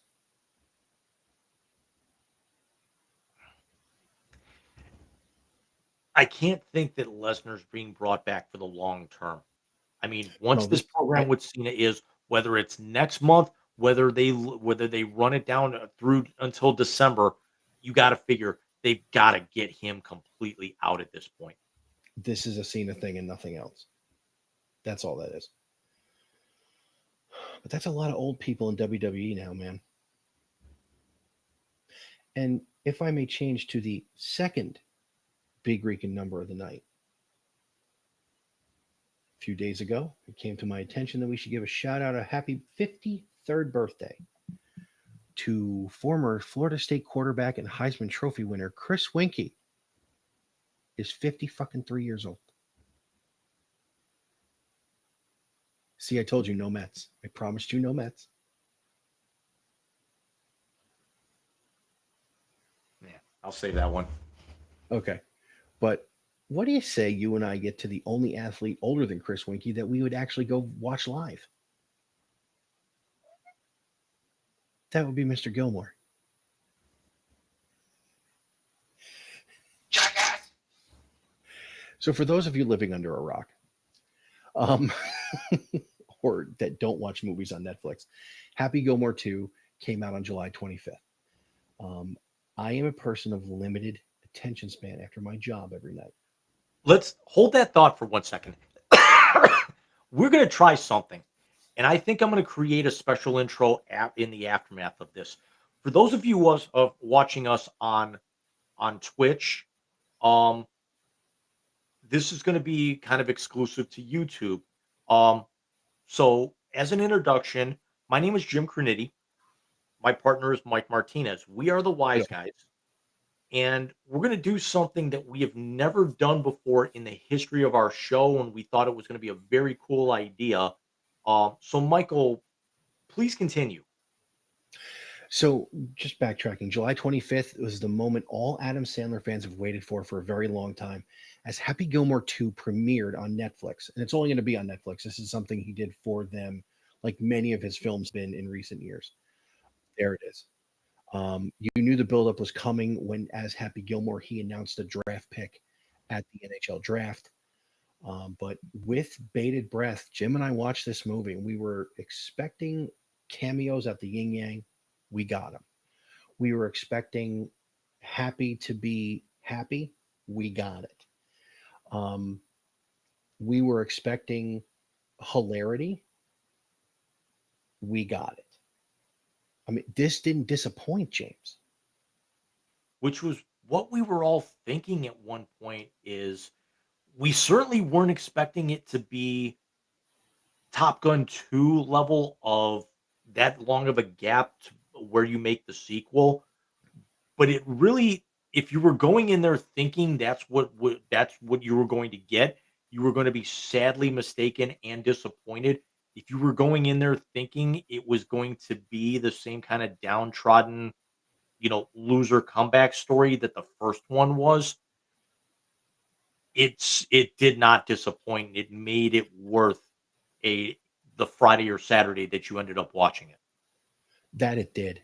Do you want to jump into plot, or do you want to discuss our favorite parts? Yes. Okay. So let's jump into plot. And very early in the movie, we see Happy hit an errant tee shot while he's on tour, and very, very successful. That kills his wife. The lovely, lovely Virginia from the first movie obviously becomes Claire Dunphy on Modern Family. I was shocked. I mean, I sat there and went, wait, what? They killed her off? What the In the hell? first 5 minutes? Come on. We talked about possible cast in this. I think Lavelle was a better option than Tiger Woods for Chubbs' son. I really do. I was not a fan. I understand of where they were going with it. That character, of really anybody that they brought in, that character did not hit with me at all. That was, if I'm gonna nitpick, and it wasn't even Lavelle Edwards. I think the entire idea of the character being brought in, it was a huge swing and miss for me. For me, it was a foul ball, only because I don't think you swing and miss, because in the story, he had to forgive himself for what happened in order for him to move on. He also needed something from Chubbs' kid, because Chubbs is the one who reeled him back in when he made the run to his first gold jacket, beating Shooter on that one. James, my favorite cameo was Boban. That was legendary. Him streaking to let Happy not get sobriety field tested. Yep. Oh, God. I mean, what my favorite cameo was, but we'll cover a bunch of them here. Bad Bunny was awesome. You know what? I didn't even realize that was him up until like about 5 hours ago. Yeah, Bad Bunny. And my favorite part with him is when he hits the ball at his cousin. Oscar, you sicko. Would you like breadsticks with that? Okay. If we're going to Oscar, we have to go to the pro golfers in this thing. As good as the team that he went to play against the Maxi League against was, Zalatoris was fucking great. We knew Zalatoris was going to be in this when we talked about it, or earlier this year. But the way I they had, wrote him in as I the had no caddy idea for the first Zalatoris one. had that level of chops in him. Me neither, but the way they wrote him in as his caddy from the first one. And he chokes his guy out. He goes, now he gets it.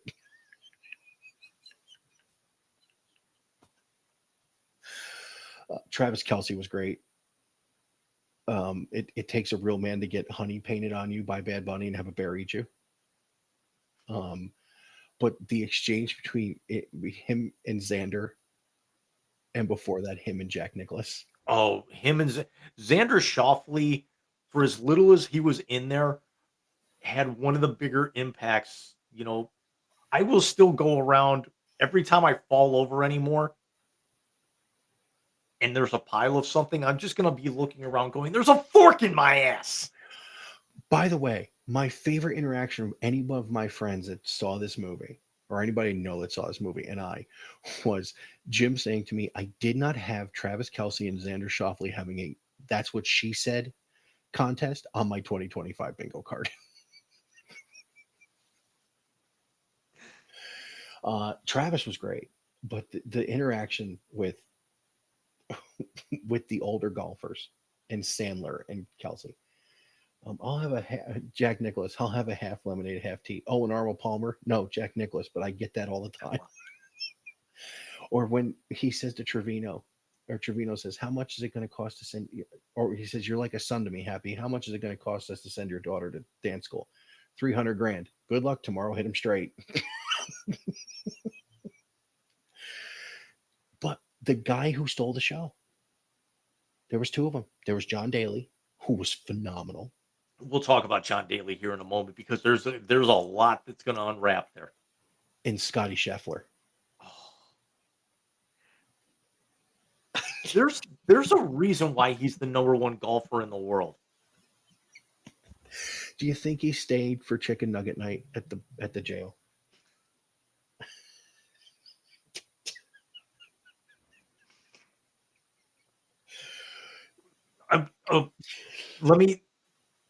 Was there a part? I couldn't have been the only one that thought this. When he's watching the final, when he's watching the end of the tournament in the prison cell, and the fact that he basically became like of the people that he was in the cell with, The ringleader? basically, was I wrong in looking at Scotty Scheffler and going, is Scotty Scheffler a 5-star Torres from the longest yard? Possible. But when Happy shows him how to beat a guy in a hockey fight, and then he does it and knocks that dude out with one punch, and he goes, "No, not again." Turn around. I know the drill. Come on, Scotty. By the way, you know who played Billy, the one that beats him in the Tour Championship, right? That was Haley Joel Osment. Who knew the guy from the kid from The Sixth Sense had comedy chops? Yeah. And the one who did the Big Bad, the main antagonist, that's the guy that directed I think this guy directed either Uncut Gems or one of the other ones. The one who played, which I hadn't seen yet, but I need to. Yeah. I mean, he honestly, because they opened it up to Netflix movies for the Oscar, he should have won. he was so anti Sandler in this. He should have won. Who else? We get the touching tribute to his son from Grown Ups who passed away from an epileptic seizure, as that's what was on TV when he goes to play golf with Eric Andre and those guys. Did you happen to notice who the female behind the counter was in that scene? I read who it was, and it is eluding me right now, but I did It's research. Kelsey Plum. Kelsey Plum. I mean, the best left-handed arm in the WNBA. How about all the places he was hiding liquor? Even towards the end of the movie as well. Yeah, in his putter, in the ball, in his rangefinder, in the bathroom stall. Happy's wasted. And the happy place montage of fitting back into medium pants and Cholesterol being low, laughing on the toilet. I mean, it just, because we're closer to that age than we are the other one, it fits. But yes, let's get to John Daly. a couple other cameos. We did get. Oh, you did mention Eric Andre. I recognized him immediately. His entire family cast in the movie. His wife, both of his kids, his daughter. Oh, the daughter at the end. Yeah, The daughter at the end. I didn't even Remind think me of it until they said the line. You remind me of my dad. Huh. And the fact they both look at the screen. They both broke the fourth wall for a second. Yeah. And then go looking somewhere else. Of course, his Sonny, his younger daughter, played his daughter in the movie. His wife played the ballet instructor. You have the kid who played Carl on Shameless as one of his sons. Two guys who I didn't recognize. And of course, we have the oldest son. The acting ability of one MJF.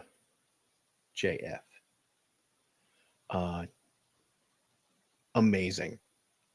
Just amazing. Steve Buscemi pissing on his mailbox was just great. I mean, Max was just so good in this movie. It's like you and me were like we were eyeballing and we were thinking, is he going to be that good? Is it going to be like, overhyped because of how big of a fan we are with AEW?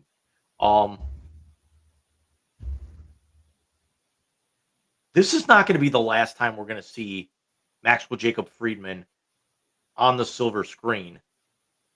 And I think his roles are going to start going bigger and bigger before here's long. the funny thing, though. The two times we have seen him, he was in with Jeremy Allen White, who played Lip on Shameless. And this time he's in with the kid who played Carl. He's got to do a movie with Emmy Rossum, and he's set. The two other cameos that I got out of that, the female golfer from the Maxi team we talked about not even 20 minutes ago. Rebecca Lynch. Unreal. Oh, hold on. Shooter. We have to get to Shooter. We're gonna get to Shooter, but we gotta save Shooter for a minute. But like I kept looking, it's like, wait a minute. No, wait. Holy fuck, that is Becky. I didn't even realize it at first because they never actually like put the camera on her. She was in the shot, but it's like I didn't even recognize her until she started talking. How about Reggie Bush? Reggie Bush was good, but we all know that who my favorite cameo was. Yes, it was Paige. Paige Spiranek, absolutely. When we read earlier this year that there was going to be a possibility that there was going to be Paige Spiranek and a pre-American Eagle Jeans Sydney Sweeney, I needed a cold shower.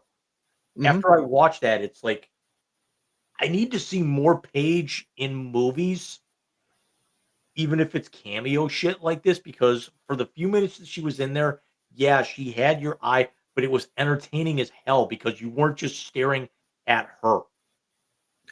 You were watching her be mortified when he broke the screen. Yep. So let's do Daly and Shooter next. First of all, the fact that John Daly can't add in this thing is hilarious. 4 years, 75 grand, that's $333,000. John, that's 300 grand. That's terrible math. And then when they're doing all the, when he gets fined, he wins the 495, and then he gets fined 500 for his stuff. You lost $50,000. It's 4,000. And all the boys are just as stupid. Or the hand sanitizer. Yeah, I was just thinking the hand sanitizer. Gotcha. Because you got to remember to go feed John Daly before you go to bed tonight. What'd he say? Hi, Uncle John Daly. Happy The fact that they never actually did you notice every time that they talked to him, they addressed him as John Daly. It wasn't John, it wasn't Mr. Daly, it wasn't Uncle John, it was John Daly every time. Happy I won't be here much longer. I just put a down payment on a tent.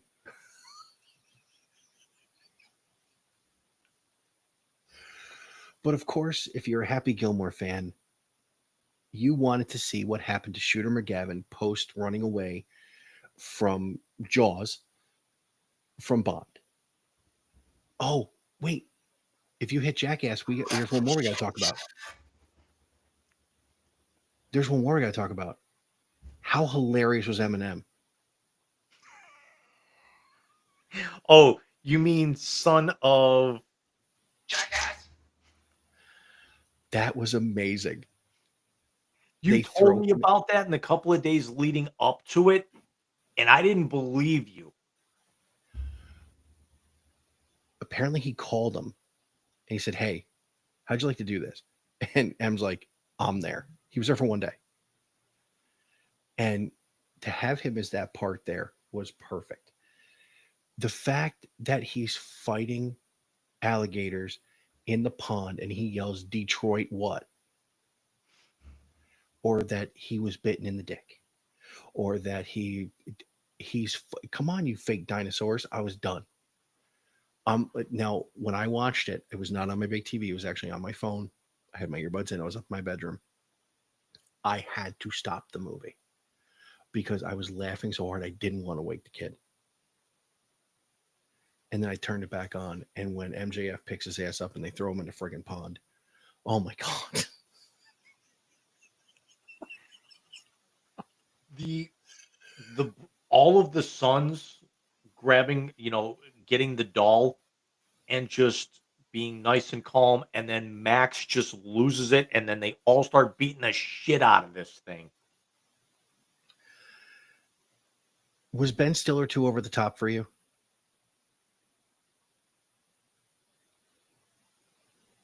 I don't think that character really could have been too over the top. Did it actually get to be? Did it get to be a little much? Absolutely, but I think they had to for the way that it came out in the end. Yeah, I agree. So speaking of the way it came out in the end, let's get to the main antagonist of the first movie, and that is Shooter McGavin, who we see who has now been in a mental institution for 32 years. They ask him at his parole hearing, if you saw Happy Gilmore, what would you do?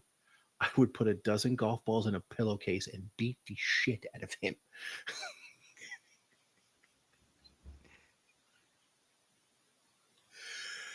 So Shooter gets out, and you have the standoff in a cemetery that is and this was great, and this is Sandler's big heart. It is every person who has passed away. Obviously, Virginia's grave is there too. Obviously, Julie Bowen is alive, but it's every other character who has passed away, and because all the actors have also passed away.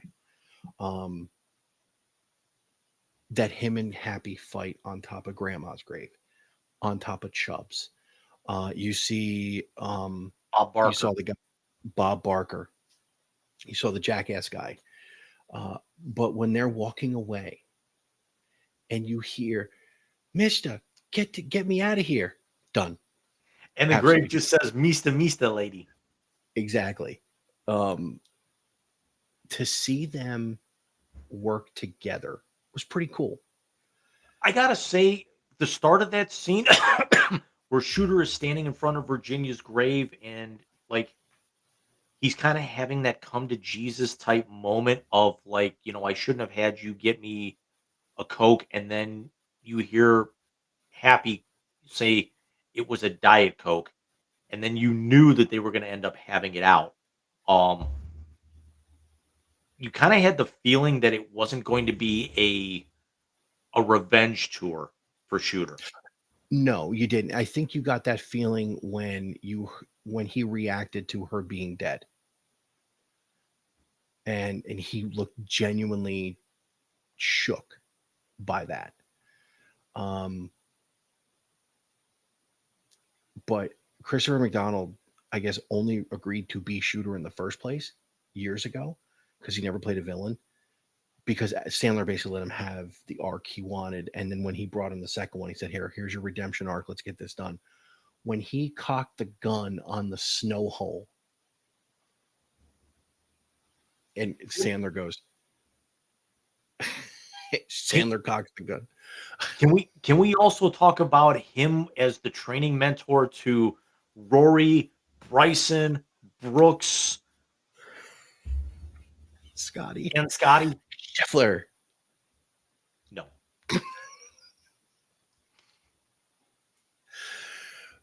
Oh my god! And It- what was it? Rory keep getting shot in the balls with the tennis balls or something. It was the base. It was the batting cage, like from the first one, how he toughened up. I just Just all of them kind of huddled around when his caddy goes in there and just basically is like catching everything like it's nothing.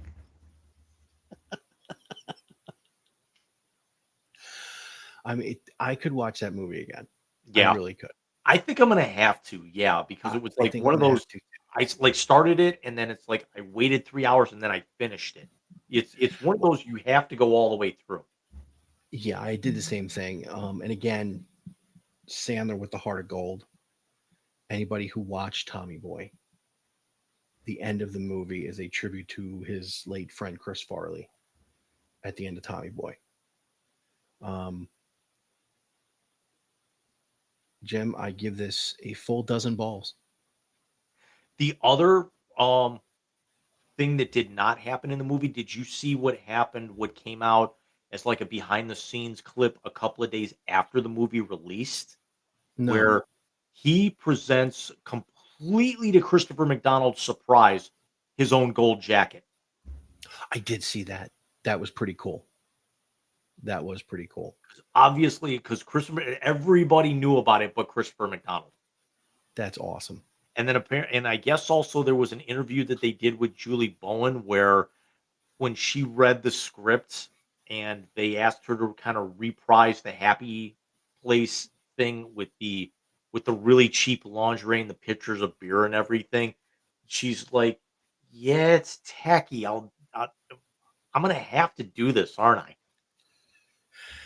My favorite was the interview that they did. It was her, it was Sandler, it was Christopher McDonald. And they asked about Travis Kelce. Yeah. And she's like, I had no fear of it. And McDonald's like, I was really impressed. I figured it was just some stupid football player. Are you Shooter all day, bro? There was also a lot of rumors going around. It's like, was Taylor going to make a like a cameo, or was she going to show up? Apparently, she did not. Um, and I'm like, I was hearing like a few reports out there that like Travis was like trying to, but just the schedules weren't, linking up. I had read the same thing because that would have been hilarious. That would have been absolutely hilarious. I thoroughly enjoyed this. I The did too. only part of the movie that did not really hit well for me was the majority of the Maxi playoff. Um, Maybe the final third of the movie, you know, I could definitely tell it was a comedy, but there was like it's almost like that they were trying for a cheap laugh or going too hard and some of it missed. A Um, little bit. A little bit. the when the final hole starts spinning and they throw the clubs up in the air and they end up catching the same ones and everything, that that worked, but it was too long of a build up to it. Yes. Had they kept Yes. it, stupid for the majority, I think it actually would have hit a little bit better, but it definitely looked like that they were trying to go a little harder than they needed to during that. Yeah. Yeah, I agree with that. The thing that I enjoyed the most about that scene was when Bad Bunny fell on his face and the ball goes in. I was I'm like, "Don't throw up, don't throw up. I just had lunch. Don't throw up, don't throw up." Nice. Oh boy. So yeah, I'm gonna watch it again. Absolutely. Absolutely. I certainly would as well, and now it's like we're almost gonna have to start thinking what other movies are gonna get remade, that we're gonna have to see. I'm hearing mixed to negative reviews about the Naked Gun remake that came out, over the weekend. Um, Did Michael you has his have in hand your raised. did you have in your 2025 bingo card that Pamela Anderson and Liam Neeson would actually be a couple in real life? I heard about that earlier in the week, and I'm like, you and I talked about it on the phone when we were talking about like pitching what we're doing here right now. It's good for both of them, especially Mhm. Liam Neeson. It's certainly and I'm not saying that for like out kicking his coverage or dating somebody nearly 20 years his junior. But just with everything that he's had, and he never kind of really recovered after Natasha Richardson's accident. But it's Pamela's really kind of rebounded. What she had like an Oscar or a Golden Globe nomination a couple of Mhm. years ago for the Showgirl. Um, but I would, you're right. That is definitely one that was not on anybody's bingo card. No. Um, but yeah, no, this is something we've got to do more often. Um, I have a few ideas. We'll talk about them off the air because it it's time for band practice, James. Well, for those of you on Twitch and also on YouTube, thank you very much for joining us here with the Wise Guys Go to the Movies. Ah, And I will actually have everything cut here for this. This will get uploaded very soon. We will be doing this again with more movies. Hopefully, none of them will be Star Wars. Um, that's not going to happen, Michael. But we will see you guys in the next one. absolutely.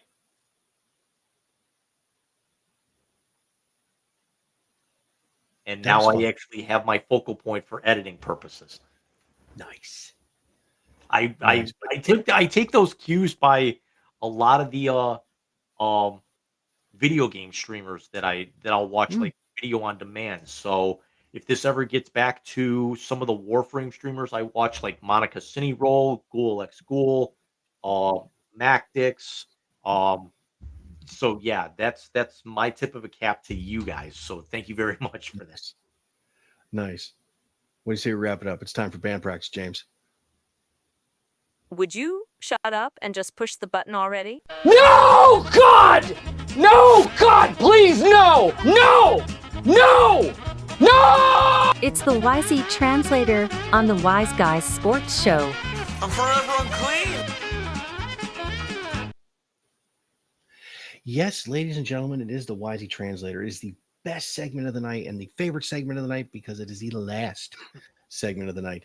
It is a time where James and I give each other someone in or outside of the sports world, and the first thing that pops into our head comes flying out of our mouths. But of course, it is also the moment that has become my personal favorite moment of the entire show, and that is James's unveiling of the Wisey Chronicle for the week. For those of you who haven't been here since the Big Rican Baseball Show, I will say this. I actually was on YouTube this evening. My wife was looking for something to watch. Yes, she was looking for the Wednesday is Stephanie's birthday. And Wednesday, I am probably going to have to sit through the latest Final Destination film. Dude, I love her. They've really gone downhill. So it's like, number one, you're kind of subjecting yourself to that, but number two, you can't watch those movies without the seed being supplanted in your subconscious for like the next week. I want to know how the fuck there's all these when the title itself means there should have only been one. Oh, Michael.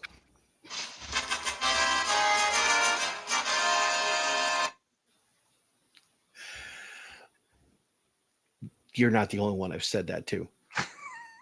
Um, but Back to your shanties.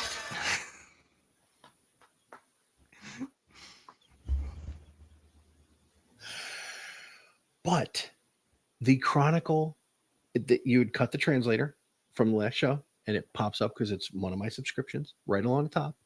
And I had forgotten it was Grumpy Old Men is not a film; it is a handbook for this show. Also very true. But James, if you would reveal this evening's Chronicle, sir. I almost need to play a sound bite that normally we would play in the first half of the show to preface this, so I kind of will.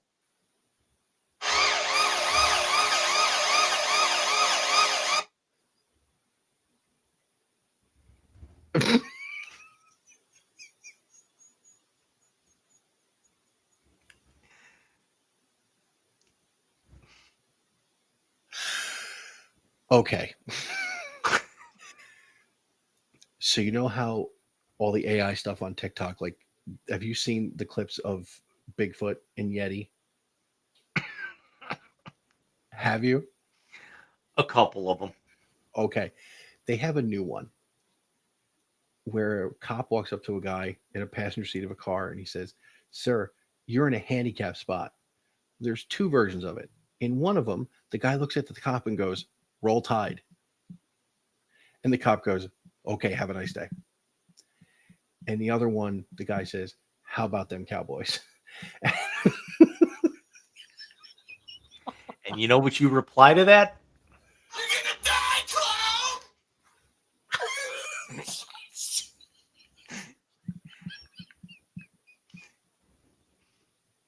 That's awesome. Yeah, you'll be getting that one in the next couple of days for yours. Oh, you're the best. So my first name for you this evening, James, in the Wisey translator,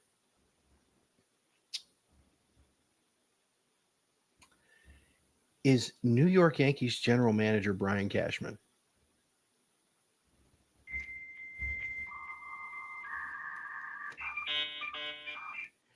It's hard to actually play God when you're basically a minion at that point in that division. That this is when you've basically been outbid by several, when basically the bottom feeding team in your division had a more productive day on the trade deadline by offloading a ton of their talent than you did about bringing yours in.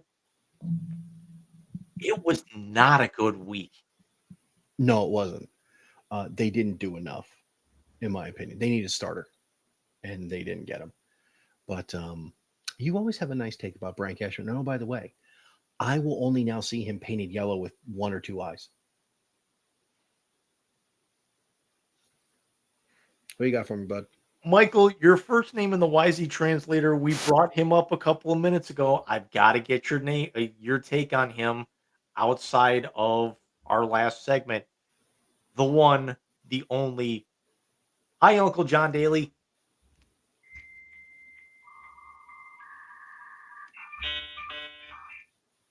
Absolute fucking legend. And by the way, I have felt that way since those guys who go around to golf tournaments and get people to back off their ball. Oh yeah, the back off And challenge. he, Yep. and he skunked them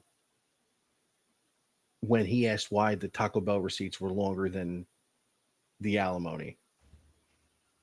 And Daly's in response to that was just, how do you don't come back from that?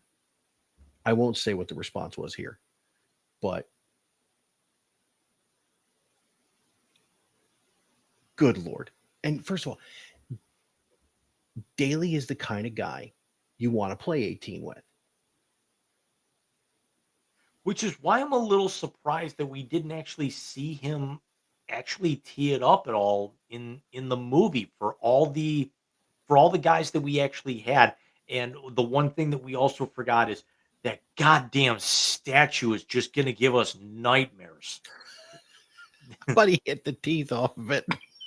And it made it worse. It did. Oh my God. All right, dude. Your second name. And I'm going to go here. And it's going to hurt.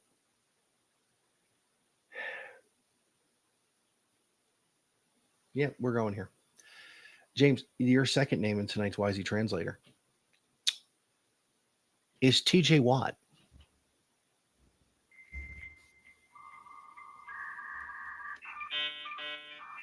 When your own brother has to kind of call you out for being a whiny little bitch, I mean, this isn't like Jason calling out Travis. This is a Hall of Famer calling you out because you were so petty that you had to have a guy who's outplayed you for most of those years win the defensive MVP who had better numbers than you did, and you had to actually get a $1 million per year average more than him. The parallels here that he basically went Price is Right when we just talked about Bob Barker 10 minutes ago is just ridiculous. And there's a reason why that if Cameron Hayward is not going to be part of that defense this year, you're going to see his numbers drop way off. I mean, they did a good job replacing Cameron Hayward with that kid from Iowa. I will give them credit where credit is due with that. They did a good job on that. But, you know. And by the way, no one's going to notice his numbers fall off this year after that big contract because they're all going to be talking about old man Winter under center and his heir apparent. Yeah, they don't have them. No. They don't have the numbers. They're a sideshow. Watch, we're talking all this shit and they're going to go out and win 12 games. God help us all. And I'll be fucking pissed. All we're going to actually do is go around going, You're gonna die, clown! we're going to have to, you know what we're going to have to, I'm going to have to do is I'm going to have to bring back, and as much as I hate to do it, I'm going to have to bring back Tony Rizzo's legendary game, Operation Rearrange.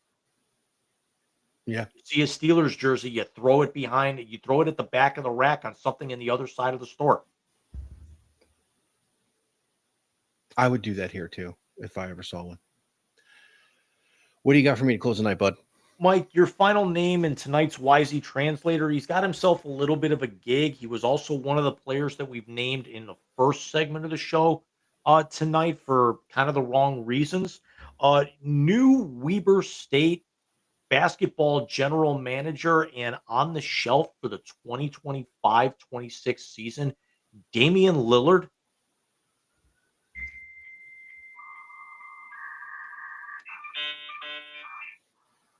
I would like to know how you blow your Achilles out and get a contract extension to go to the place you were in before and you were happy and wanted to stay so you can collect the money from the NBA team but now work for Weber. Is that where he went? Yes. The fuck? I don't get it. Can someone explain? Talk to me like I'm 6. And yet The irony here is that what has been blowing up my YouTube feed for about the last month, and I can't stop watching them anymore, are these cheerleading coaches doing these really extravagant tricks or training and everything. And they're like from members of the Weber State Spirit team that are the four-time and defending NCAA champions. And some of these, first of all, the girls are stunning, but yet they're funnier than hell because of how much they're botching these tricks while trying to get them right. And yet, what's funny is Damian Lillard is a future NBA Hall of Famer.